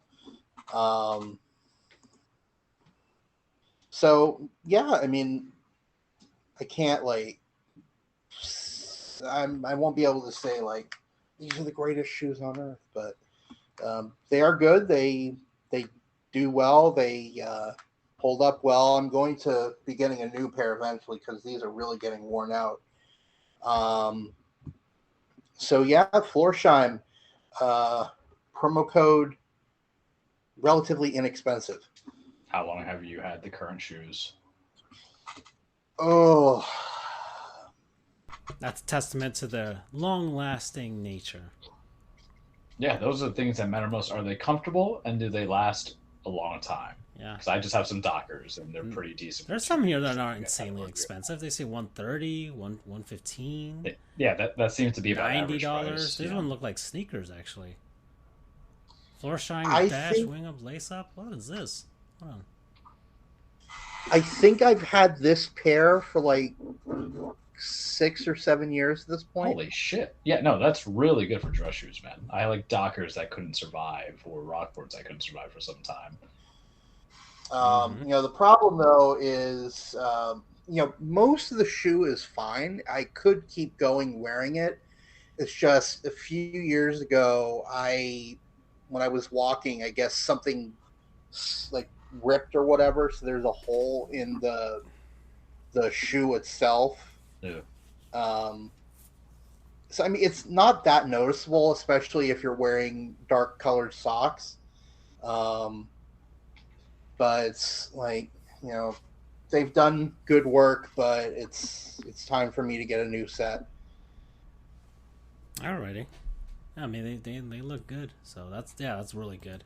That's good for shoes. All right, boys. So we're at an hour and 36 minutes. We spent a lot of time on the jersey stuff, but I guess we can talk about college football, Andrew. So NBA's whatever, you know. The Lakers are not doing great. Only 4 games. Yeah, Lakers are not doing whatever. People are laughing at that, so that's funny. All the Russ, what if Russ was the shooter memes are pretty funny. So there's that. And then the NHL, kind of the same thing. You know, the Flyers have gone off to a pretty good start. Same thing with like teams like Buffalo and Detroit. But you know, things will even out eventually after a couple weeks here. So we'll see which teams actually fall back down to earth with that. So there's not much on hockey. So yeah, all right, Andrew, college football. Let's do it. Anything that sticks out to you? So this weekend, I was up in Miami Gardens covering the Duke-Miami game, and holy shit. That was impressive. Is that the Miami, Ohio team that you were covering? No. The Miami Hurricanes. What is this team? Oh, man. I've never heard of them. Hurricane Ian was 3 weeks ago, bud. Why are we talking about stuff that's 3 weeks ago? The Carolina Hurricanes, right? The hockey team. Yeah. So, final score was 45-21, but it was a lot worse. It was so much worse. The Hurricanes, well, first off, there were 10 combined turnovers in the game. That's not including, I think, 2 or 3 turnovers on downs. 8 of the turnovers were by Miami. And those Miami Ohioans suck. Exactly. Damn those Redbirds, so bad. The Tulsa Golden Hurricane, right? So the 8 turnovers, I had to look. I looked a lot of places and I couldn't find anything, so I resorted to the handy dandy sports reference, which I guess is kind of a auxiliary non-sponsor because they're always just so awesome and helpful. since that website has been keeping track of turnovers, which is 2,000. I know it's relative in the grand scheme of things, not that long ago, but Miami has never turned the ball over that many times in a game. Yeesh. And it was just, whew, it was bad. It was, I have to pull up my article because I put a lot of the relevant statistics in that. My headline was quote, not great, GR-EIGHT. Get it? Not great. Oh gosh. I know who Andrew's character is and What We Do in the Shadows, Francisco. Who is it? With that comment you just made, I just think of Colin. Oh gosh. Colin Robinson. Colin Robinson. Continue, Andrew. Sorry. Yeah, I could see that. I've seen a couple of episodes. Oh, watch the whole thing. Go ahead. I'm on season 2 now. Okay. On Hulu. So anyway, what happened was in the second quarter. Well, first off, the O-line just sucked.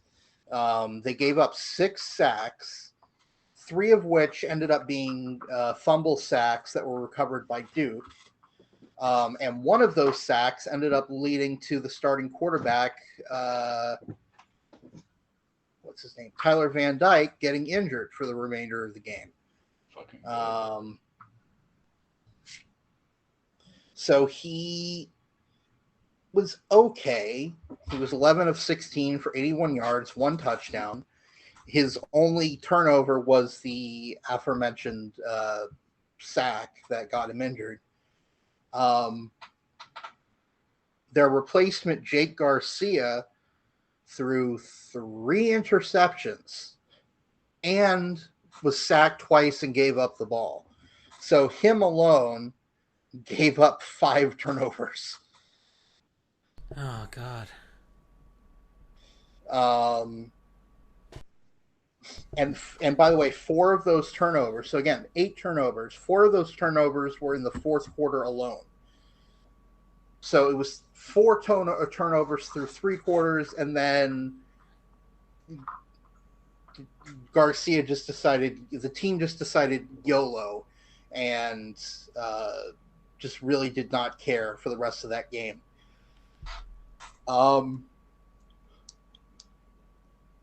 It was bad. It was very bad. There's a lot of Hurricanes fans that are. But the quarterback wondering got 2 sneak, like whatever runs. Wow, dear Lord, for Duke. I'm watching the highlights right now. I got it on the screen. Oh man. And what was the atmosphere like, Andrew? That's what I want to know more than anything else.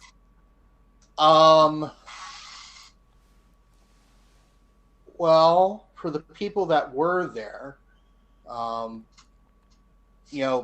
supposedly the paid attendance was, what it was it? Like 40. I don't remember. It was like 51. It was like 51,000 was the paid attendance, which is such total bullshit. There was probably like a third capacity at most, so like 20,000 people. I remember I posted a guy on Twitter who literally couldn't give his tickets away. He was like, "Yeah, I'll give it to free." Like, nobody was taking them. Nobody wanted to spend their They're playing in Ohio. Want to be in Ohio on a Saturday? With some guy named Mario Cristobal supposedly coaching. Sounds like a cosplay stripper name for Mario from the video game. I'm just in denial, Andrew. Man. Okay. I know I know. I'm trying my best here. No, yeah, I'll tell you this. It is exactly what I expected to be when he was hired. Because remember, University of Miami has announced the hiring of Mario Cristobal. And my text was to you guys like, the guy who just lost the Pac-12 championship for Oregon? And that was always a scary thing. And then the recruiting wasn't really crazy to me. And then I watched the 73 to like 3 win in week 1. I'm like, this is all going to go downhill from here. If you're going to put and ride the coattails on beating like a no-name college, it's all bad. And it's fine. Out of all the sports I have right now, the hell that's going on with my sport teams, Miami suck. It's okay. We're not used to it. Or we're used to it. Let me rephrase it. We're not used to having standouts, even though Jalen Phillips on the Dolphins, who was a Miami standout, is very good, kids. But it's okay. I just really think about it, and I feel like it was just not even a culture hire. It was a publicity hire. And like, oh yeah, Mario Cristobal, man. He loves Celia Cruz. He loves empanadas. He loves flautas. I'm like, Manny Diaz, like the same thing. I think Mark Richt likes fucking green verde sauce more than either of those two men. It's so funny how much Miami fans are obsessed with either completely bringing back the past or, well, he's Cuban. that's the entire thing. But it literally has felt like that for the last couple of years. And then for me, as a very, like, I would say the most neutral Hurricanes fan you guys are ever going to meet. I think that's a fair assessment. Because I never really have the U's back. I'll just chirp and then I'll shut the hell up when they're sucking. So I get 3 weeks of being happy. It really just comes down to, it's not the unrealistic expectations of the Hurricane fans. It's just they have no concept of like reality is the phrase. Like Andrew is like, he can go and say UCF is good. We've done this. We got Gus Malzahn. We're riding the coattails of Josh Whipple being good over in Tennessee. And then we had Scott Frost, and hopefully he'll have some good luck. But we have consistency. We have a plan. And then for Francisco, it's like if our boosters just stopped hiring and firing people, we would have money, but we can get something going because the gym owner said something. We don't even set a path, man. We are really just doing a line of below at the red light to go 90, 0 to 90 within 10 seconds. And that's how it feels like that administration and that organization structures it. But that literally sounds like how they also done the team too. And they get a little bit of that cocaine rush. We're like, we were ranked one time up to like number 1 with Mark Richt. Holy shit. And then we got Manny Diaz. Now we got Mario Cristobal. And I'm just sitting there. I'm like, I can't name you a single player that I think would get drafted or bring people in on recruitments. Whereas we talk about the past, Ray Lewis just being there, chilling out. Ed Reed just being there. Guys who want to be part of the legacy. No one wants to be part of this legacy. And then it goes back to the issue of like our best quarterback for a long time has been Brad Kaya. And that is the problem. I will now get off my soapbox. Thank you for this time. Welcome to my TED Talk. All right, Andrew. Oh, but not Manny. Cristobal loves Platanos. So do I, punk. Damn. All right, we're at hour 47. Andrew, anything more that stuck out to you this week aside from the game that you covered? Let's see. Let me just go down the list. I'll give you the RCFP, RCB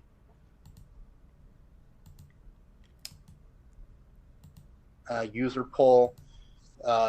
Georgia's won, and Georgia's number 1. Or let me go through some of the upsets. There were a few upsets or close upsets this week. Number 14, Syracuse, or according to this week's poll. I don't remember what they were ranked last week. But Syracuse, who is highly ranked, almost beat Clemson at home, which is freaking impossible. I think Clemson has won like the last 30-something conference games at home. They're practically unbeatable at Death Valley. Syracuse probably should have won, but they just kind of choked it at the end, unfortunately. Let's see, LSU upset Ole Miss, who was previously undefeated and was quite high up there in the rankings.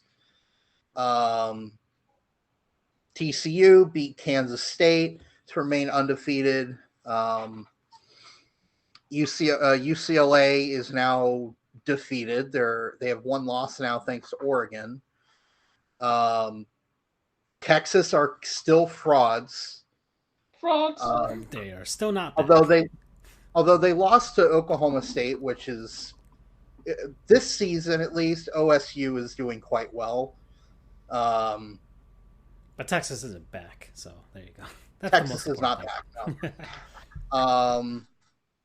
Cincinnati, who's ranked high, almost lost to SMU, but they pulled it out. Now they're heading to Orlando to face UCF, who's coming off just an awful loss to ECU this past week. If we keep this close, I would be happy. It just if we play like the team that put up 70 points against Temple, we should win. But if we play like we played against ECU, we've got no shot whatsoever. Speaking of Tulane, they escaped from Memphis with a win.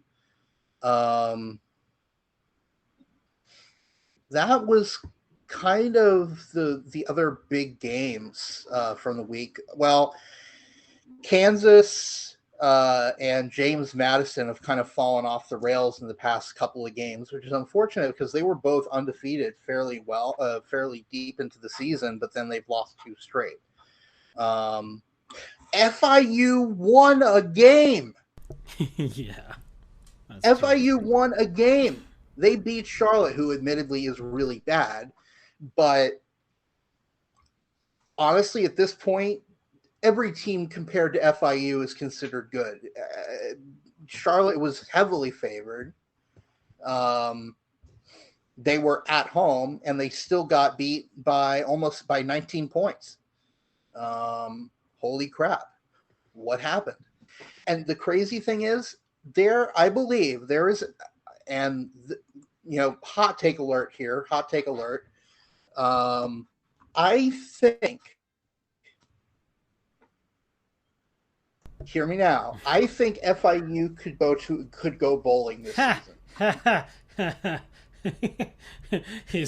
Andrew's sniffing that cocaine and driving 90. I'm serious. On the Palmetto. I swear to God, I'm serious. They're 3-4 right now. Their remaining games are against a 2-5 Louisiana Tech, and it's in Miami, which it's basically a neutral site game at that point because no one goes, but at least it's not an away game. So in that regard, it's considered home field advantage. Then they take on 4-4 North Texas. They're probably going to lose that one. I think they have a shot at the Louisiana Tech game. They're probably going to lose the North Texas game. FAU 3-5. I think they'll lose that one too, given the past. But it is at FIU, so again, the quote unquote home field advantage. They're probably going to lose to UTEP, who's 4-4. And then Middle Tennessee is 3-4 as well. Middle Tennessee beat Miami. Oh, that's not saying much, though. So I don't know. It's an outside chance. But if they took down Louisiana Tech and FAU somehow, and they upset in another game, they get to 6 wins, and that's bowl eligible. What the bowl committee does from there, I don't know. There are instances every now and then where a bowl eligible team doesn't get to go to a bowl. But I could see a 6-win season. Maybe no less than 5 wins. If they go bowling, we should just go, just for the sake of it. I know. It's like, we're headed to Shreveport, Louisiana, everybody. So who knows? Swamp Bowl or whatever. That is a hot take rivaling a summer's day in Miami. I would look like a genius if going forward halfway through the year, and I say that they're going bowling and they do go bowling, I would look like a fucking genius. Well, keep the receipts. like that. That's the good thing about this podcast is that you get the receipts of shows, such as me saying the Astros are going to sweep us, and also I how was Matt looking for Ryan that was not audio the clip, end too. of I couldn't get days it. for the Titans. All right. Okay. I probably said in the group chat. So that's the So hot that's- take. Hot take for this episode. Andrew says the FIU could go bowling. And then, yeah, that's pretty much it. I mean, like I said, UCF's playing Cincinnati. FIU is playing Louisiana Tech this weekend. I'll be covering that game. And then FAU is playing UAB at home in Boca. Let me see what Miami is up to this weekend. No, Tennessee. They'll be playing. I know. No. They're away in Virginia. They're going to Charlottesville to play Virginia, and they're coming back next week to play Florida State. So that should be interesting. And it's on ABC. Yeah, it's a November prime 5th. time game for whatever reason. So Why?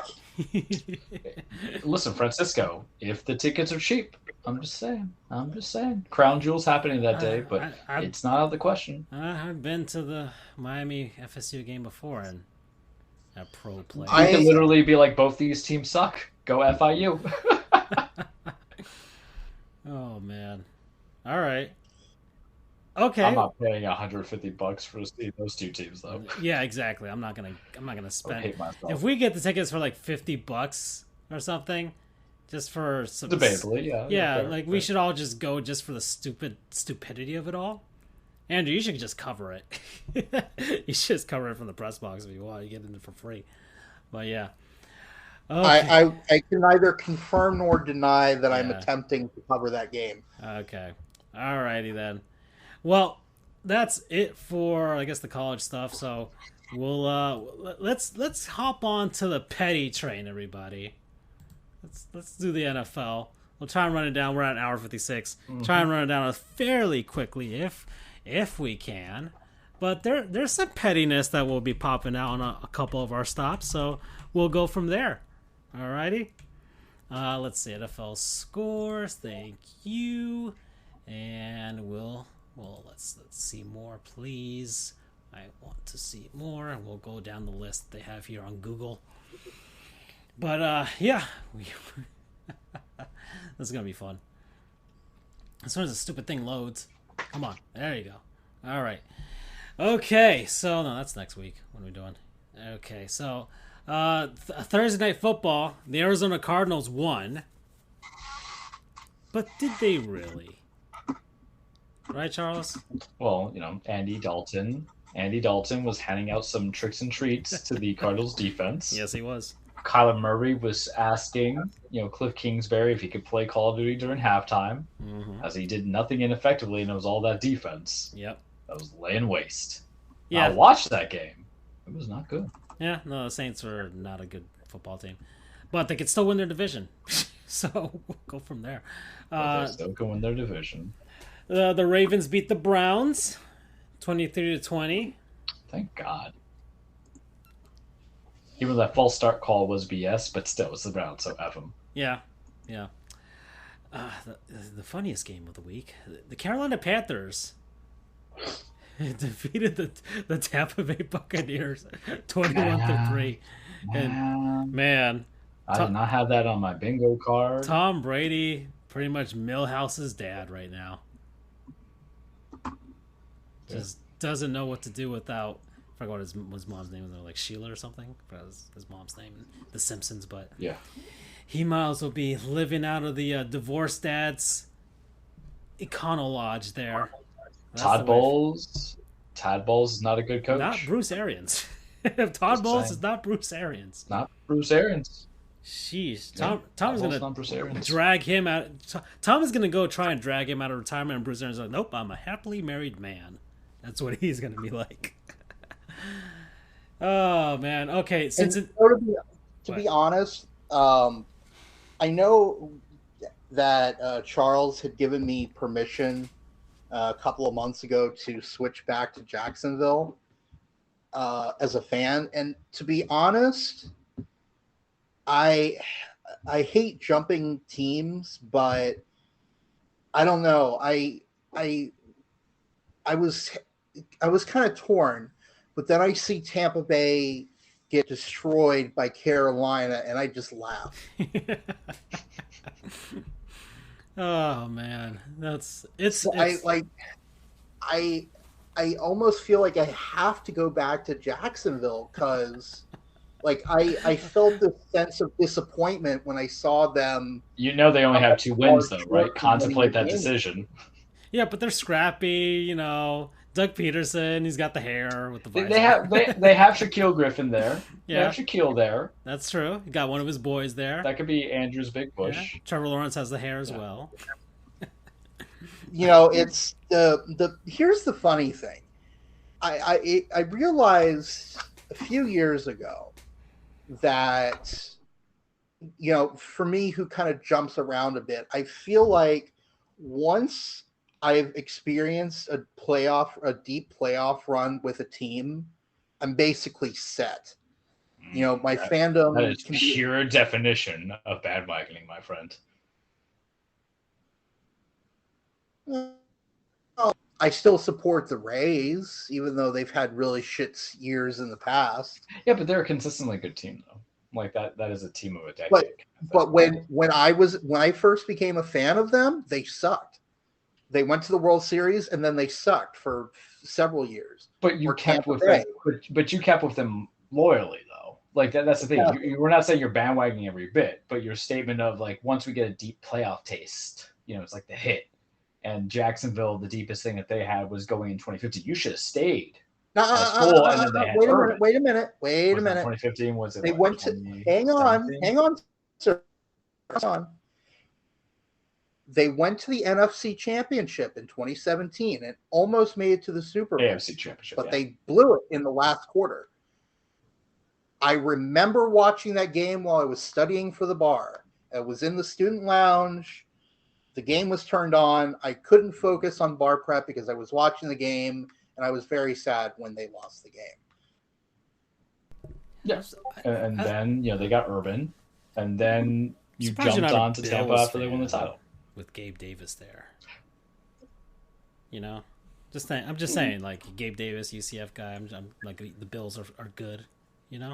Well, I think with college players, though, you can support a guy, though, going into it. It just makes it sweeter when you have, like, your college guy in your actual professional team. That's true. I don't think there's a single hurricane on the Titans. But we're going off the beaten path here, sorry. Yeah. Okay. Well, let's move on then, because we're at. Andrew's not a bandwagon. 2 hours. He's been a Tampa Bay fan for 2 years now. His moral compass kind of affects him actually at the same time, so that's why. The Bengals, so they're 35-17 over the Falcons. So in a very winnable division as well. The Lions suck. Lions are a terrible football team. Dan Campbell's not a good coach. They lost 24-6 to the Cowboys. The New York Giants pulled off the win over Jacksonville. That was actually a compelling game. That felt like 1997, man. Yeah. That 1 yard, half a yard in, cashing in, couldn't break that plane. 1 yard short. The Jaguars put up a good fight, that's for sure. They're becoming more scrappy. Did you say 1997? Did I get 97, 98? Listen, 99. I don't know years, man. My brain is foggy sometimes. Are you talking about the Titans Super Bowl? Yeah, it's Titans Rams. That was 99. Yeah. That was 99, my friend. 99. I'm old. Let me be. It is 2022, man. All righty. But yeah, Jacksonville's scrappy. 33. They'll get better. All right. The Petty China stops in Washington this time, guys. The Commanders beat the Packers. Let me get my... The Durs versus the Curs. Or Green Bay Packers beat themselves, right? Because God knows it's got to be someone else's fault for the team just sucking. We got a good meme out of it. Second, as I look at the 1997. But you know what's great, though? I mentioned 97 because I'm an idiot, and then Andrew had to correct me, but you know who was the 1997 Super Bowl champions? The Green Bay Packers. You know who is not going to be the 2022 Super Bowl champions? The Green Bay Packers. As I said it last week, I'm going to reiterate it. How many more excuses are you going to make for a guy? If he doesn't trust his receivers, who's the problem? If he can't convince his coach, or the coach can't say, hey, we pay big money to Aaron Jones and A.J. Dillon to run the ball, they're not running the ball, who's the problem? If he's only throwing for like 116 yards a game, where's the accountability? If he's going out there saying that other people should get some reps if they're not playing so well, who else do you have when your GM basically didn't show up properly? What's the fandom when they go and say, oh, and the analysts go and say, hey, he doesn't have a first-round pick after Charles dropped you some hardcore knowledge of first-rounders who mounted to nothing as wide receivers? I'm loving the decimation in Green Bay because you know what the crazy part is? It shouldn't have happened at all, right? None of it should have happened. The concept was we're going to let one guy go, Devontae Adams, and we're going to build something for because the quarterback leads the team.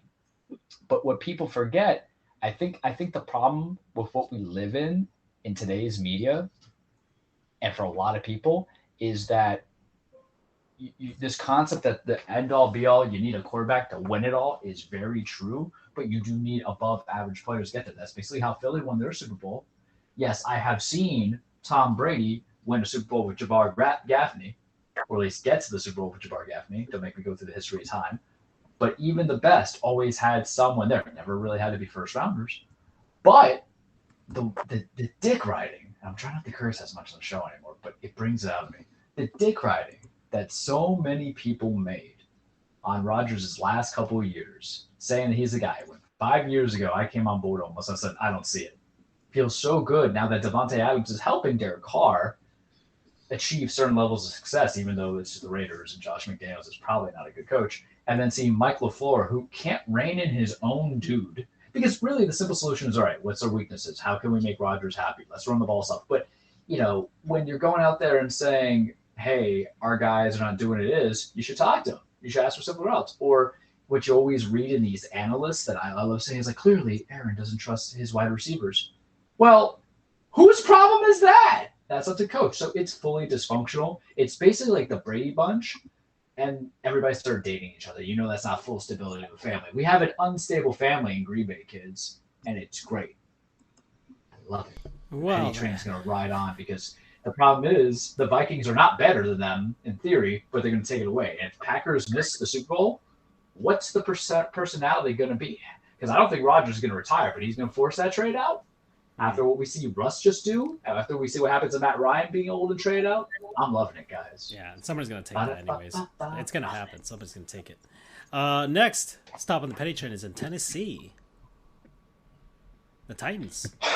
Let me get my bag. Let me get my accountant. Let me get the people from Chase handing out some receipts. The dick riding. And I like Matt Ryan. Matt Ryan, I'm not trying to catch you with any strays. These are for the people who said that you being implemented in a team is going to be the reason why they win the AFC South. They're going to be a playoff team. They're going to go deep. They obviously don't watch football. And that's my contention with a lot of people. Y'all watch too much Red Zone. Y'all read too much of Matthew Berry fantasy football stuff. You guys go on little power rankings and you don't actually watch the game. I don't watch the game, but I've been watching a lot of football lately, surprisingly. And Matt Ryan, not only can he not score points anymore, he can't stand anymore because the guy's getting decimated, and this Colts team is just crumbling at its feet, and the Titans are just going on. He was already past his prime. Like, Atlanta wasted his prime years. It was gone. Yeah, and literally, it's not that he was just past his prime. They were saying they were going to go deep in the playoff run. And it really, you know who I feel bad for? Carson Wentz. Oh, this man an apology. Oh, this man an apology, people. And, with Ryan, it's not Ryan Grigson, it's Jeff Irsay or Jim Irsay, talking all that trash, saying Wentz was a leader, all that stuff, and then you allow Chris Ballard, your GM, to trade out a third round draft pick, which is kind of a high pick, kids, for Matt Ryan. His bloated contract had to restructure it, all to achieve nothing, and you didn't surround anything with what you have because it's just Michael Pittman, it's Alec Pierce, it's all these guys that aren't like amounting anything, and you're like, we have Jonathan Taylor, but you're running into the ground. Your offensive line's a mess. Your defense ain't doing anything. And now you're like 3-4-1. You just now bench Matt Ryan, and now you're going to start Sam Ellinger from Texas Ellinger from Texas to go all the way out. It's not fair to Matt Ryan to see how his career ended, but his career really ended 2 years ago. But hey, I can't blame him for not retiring early and lose that money. It's really kind of on Frank Reich's side, and it's also on Ballard and then Irsay, who are just kind of finger pointing because yes, Andrew Luck's retirement screwed you over. No one told you to trade around a first round pick for DeForest Buckner a couple of years ago, right? True, correct, and that's what they did. You could have used that pick, which I think would have been 25th in the draft, to combo it for the next year, for the future. You don't plan ahead, and you make excuses. And you know what your problem is in Indianapolis? You want to be too much like us. I'm going to say this. The only time I'm going to defend Mike Vrabel's offense at all. You guys want to be too much like us by making a power run heavy team, focusing solely on defense and the run. And let me tell you something. There can only be one gold, garbage can, and that's for Mike Vrabel. The rest of you are just regular color. And we won, so suck it. Alrighty. The Raiders beat the Texans. I didn't pay attention to that game at all. The Jets. Oh man. Snooze fest. Man, Russ is not cooking, guys. The dangerous sandwich, whatever you would. So somebody had to pull a sandwich line because of this man not being able to cook. That's how bad this has gotten in Denver. Well, he didn't play. It was Brett Ripien. I know, but they still had to... It's more about like Nathaniel Hackett being a clown. Well, he is. But at the same time, they still had to pull a sandwich out of a sandwich chain. I don't know who's brought... How did Russell Wilson even, earn a sandwich at this point? It's not even funny. I mean, Subway's is pretty mid, so of course they're going to advertise a mid quarterback. Mid quarterback. The Chiefs beat the 49ers. So, first game with McCaffrey in San Fran. It's quite a beatdown. They do realize having the most handsome team doesn't win you a Super Bowl, right? Because now they added in McCaffrey. Yeah, I know. No oozing sexiness is going to help them there when, Patty Mahomes is doing his thing. The Seahawks, guys, they are leading their division. And Justin Herbert does not have... Did they play again this week? They beat the Chargers. Yeah, Justin Herbert has never had a winning record in his career. His total career starts, he's never had a winning record. So people are like, I don't know. I still like him. Yeah, people like him. They're just some people are trending on dogpiling him on being overrated now. Some people are. I'm just here's the thing. This is where I defend quarterbacks. Yeah, this is where I defend quarterbacks a little bit. They don't play defense. Yes, they have to put you in positions to win, but they also don't play defense. And if your defense can't stop the run, Kenneth Walker had 168 yards carrying the ball. Mm-hmm. There was no Henry Handy this week, by the way. Sorry. Only 128 yards, but you need a touchdown and the win. So Henry didn't get that. But, and then Geno didn't get any pressure on him, so he just tossed the ball. Quarterbacks can't play defense, right? The Dolphins beat the Steelers. I watched the game. Wow, what a ugly fucking game. Yeah. It was. Yeah, it started off with the Dolphins. Do you know what was the prettiest thing about that game? The uniforms. That field and those uniforms. Yeah, everybody, every time the Dolphins wear them, why don't you wear those all the time? They don't listen to me. The Marlins don't listen to me. Nobody listens to me. And I, as Rita Repulsa, saw the game, and initially I was like, they had the two quick scores. I'm like, is Tua it?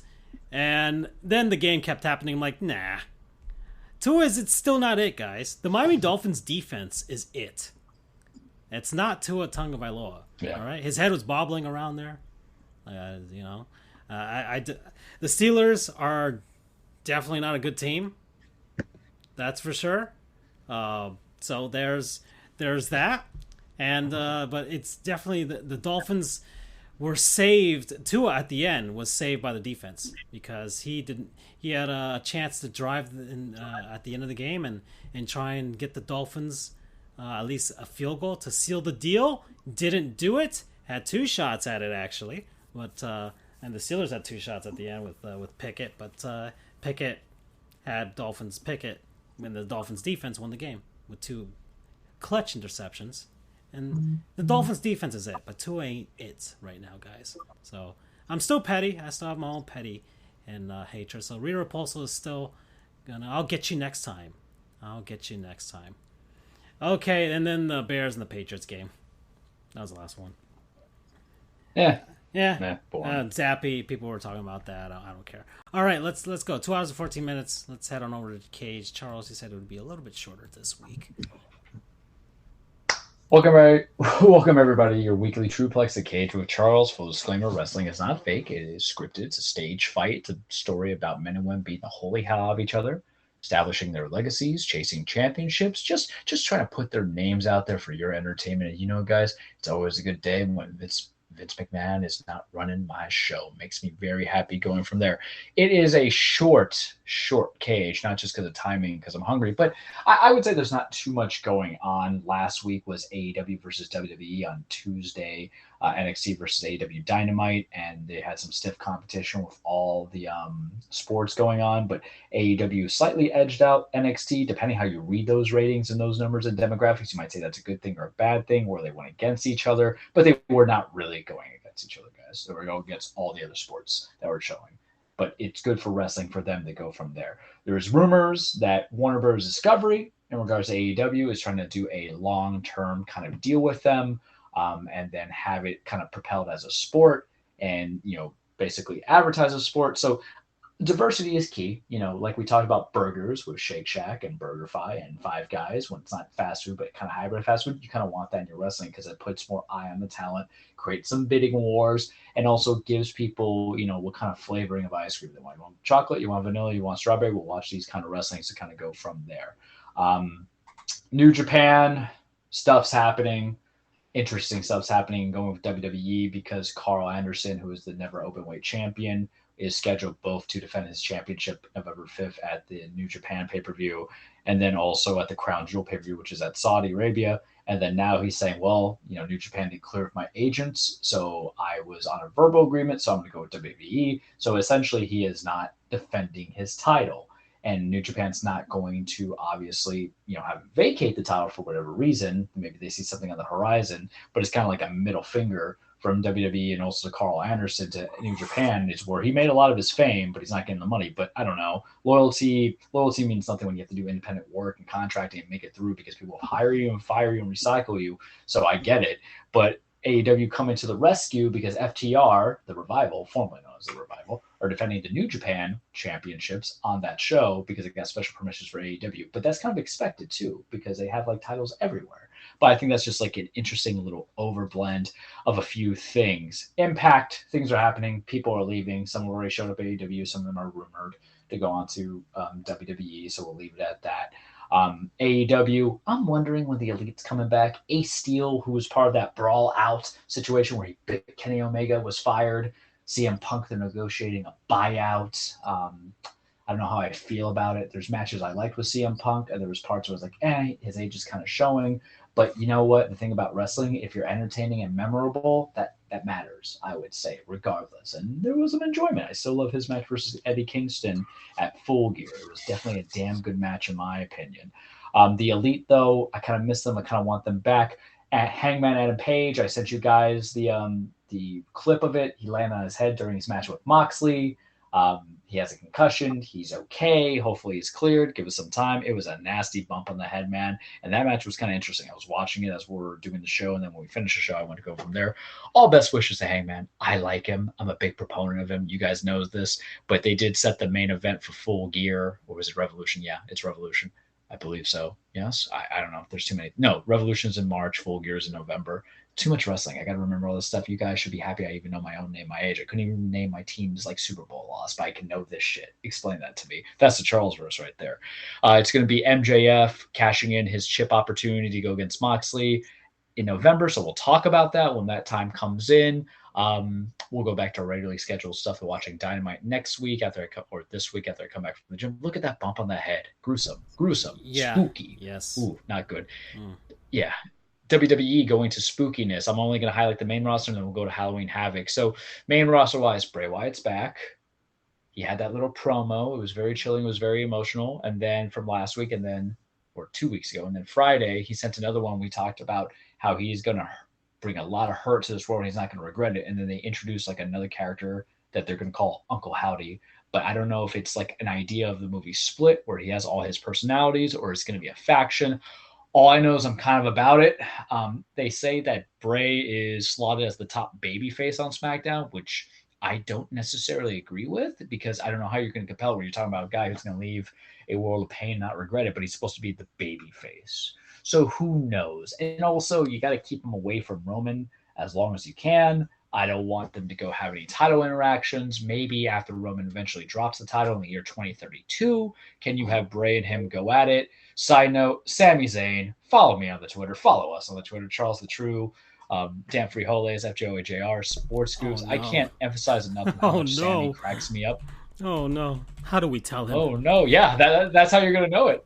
I'm loving it as week by week, day by day, it happens. Sammy's just winning my heart, and I know that betrayal's going to come, but damn it, it's going to be good. He just makes everybody crack. And then Logan Paul, they're propping up for the Crown Jewel pay-per-view. So Jimmy J and him were just trying not to, attack him. Roman's like, hey, don't attack Logan Paul, whatever. And then Jay's a hothead, and Sammy's like, hey, you're a hothead, don't do this. And it happened, and then he got knocked out by Logan Paul. It's just interesting, compelling drama. And I just love how Jimmy and Sammy are, where they're just looking at each other like, my dog. And I'm just laughing. My parallel laughs. My shirt came in. We the ones, boys. I'm so excited to wear that. I wore at the gym already doing deadlifts, and that's why my back hurts, because not only was Sami Zayn carrying that show, but he was carrying my spirits, trying to work out. Halloween Havoc was this weekend.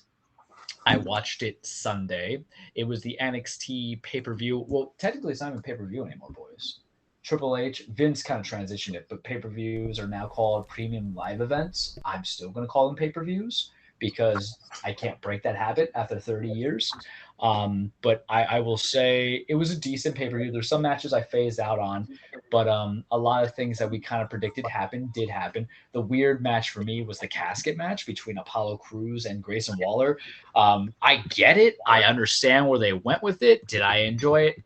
Not so much. But some of the other matches were definitely enjoyable itself. I'll kind of do the rundown real quickly of what I thought, because I think the predictions were pretty spot on. Wesley won the ladder match, so he is now North American champion. Good for Wesley. I enjoyed it. That was good. Cruz versus Waller. That's right. Roxanne Perez, Cora Jade. That was entertaining. It was a weapons wild match. Stuff happened. Julius Creed versus Damon Kemp in an ambulance match. Not bad. Julius got his revenge for his boys. Kemp got thrown into an ambulance. Time went on. Manny Rose defeated Alba Fire in a very half-and-half match. Like half of it was cinematic, and then later on they came back in. It reminded me of that House of Horrors match between Bray and Randy. Wasn't crazy about it. Mandy retains the title. I think they're setting up the path for Roxanne Perez to finally beat her and then go from there. Braun Breaker, Ilya Dragunov, and JD McDonough, that triple threat match. Damn, that was good. Ilya, that mad Russian, was so close, boys, to winning the title. And then what happened was McDonough extended his arm to stop the 3 count from the ref, and it was good psychology. Breaker ends up winning it. This really goes to show what I've said a while about Breaker, how he might not be the guy just yet, but when he's around talent that's better than himself, he'll raise up to their level. When you ask, you wouldn't say, hey, Charles, what's a good talent? Because remember, championships, they're just kind of premeditated. I won't say false, but they're premeditated to a degree, just like the Astros winning the World Series and the Red Sox winning the World Series. Rigged. So what comes as a good talent, though, is people who look good on their own process of things, offense, defense, and who can make the opposing side seem elevated. And then there's some people who are talented enough on their own on certain merits, but elevate when there's another side going against them, that instant chemistry comes in. And that's what I felt about that match. So I'm really looking forward to when they eventually get to Ilya and Braun Breaker going at it, because Ilya Dragunov had the best match of the year against Gunther when he was still Walter in NXT at the TakeOver 2 years ago. I think I gave that match of the year, because we already know Gunther is going to get match of the year with Sheamus at Clash of the Castle. That was just me slapping me. If I had to convince you guys to watch a match this year that sells you on wrestling, it's that match. It would be for everybody listening on the show. It's not going to be Roman versus Logan. It's going to be Gunther versus Sheamus. It's hot fire. But I like what I'm seeing potential-wise out of Braun. If they don't go with Dragunov, I think they'll go with Breaker and Carmelo Hayes, and that could be an interesting thing. I wonder how long they're going to keep out for, because I do expect Breaker is going to get called up come Royal Rumble. And here's the thing, guys. It is October 25th.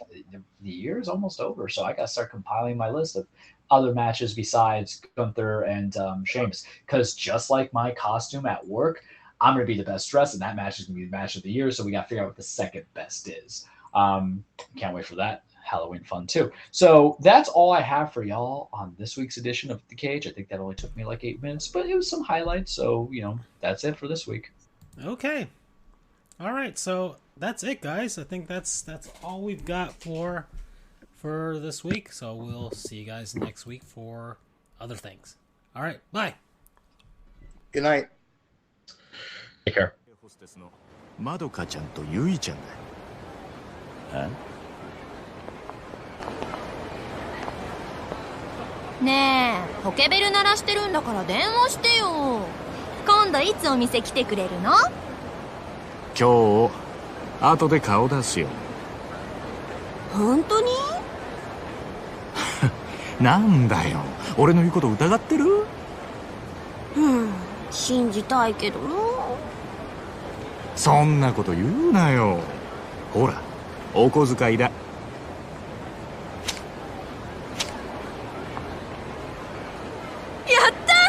信じてるよ。女ってのは器用なもんだね。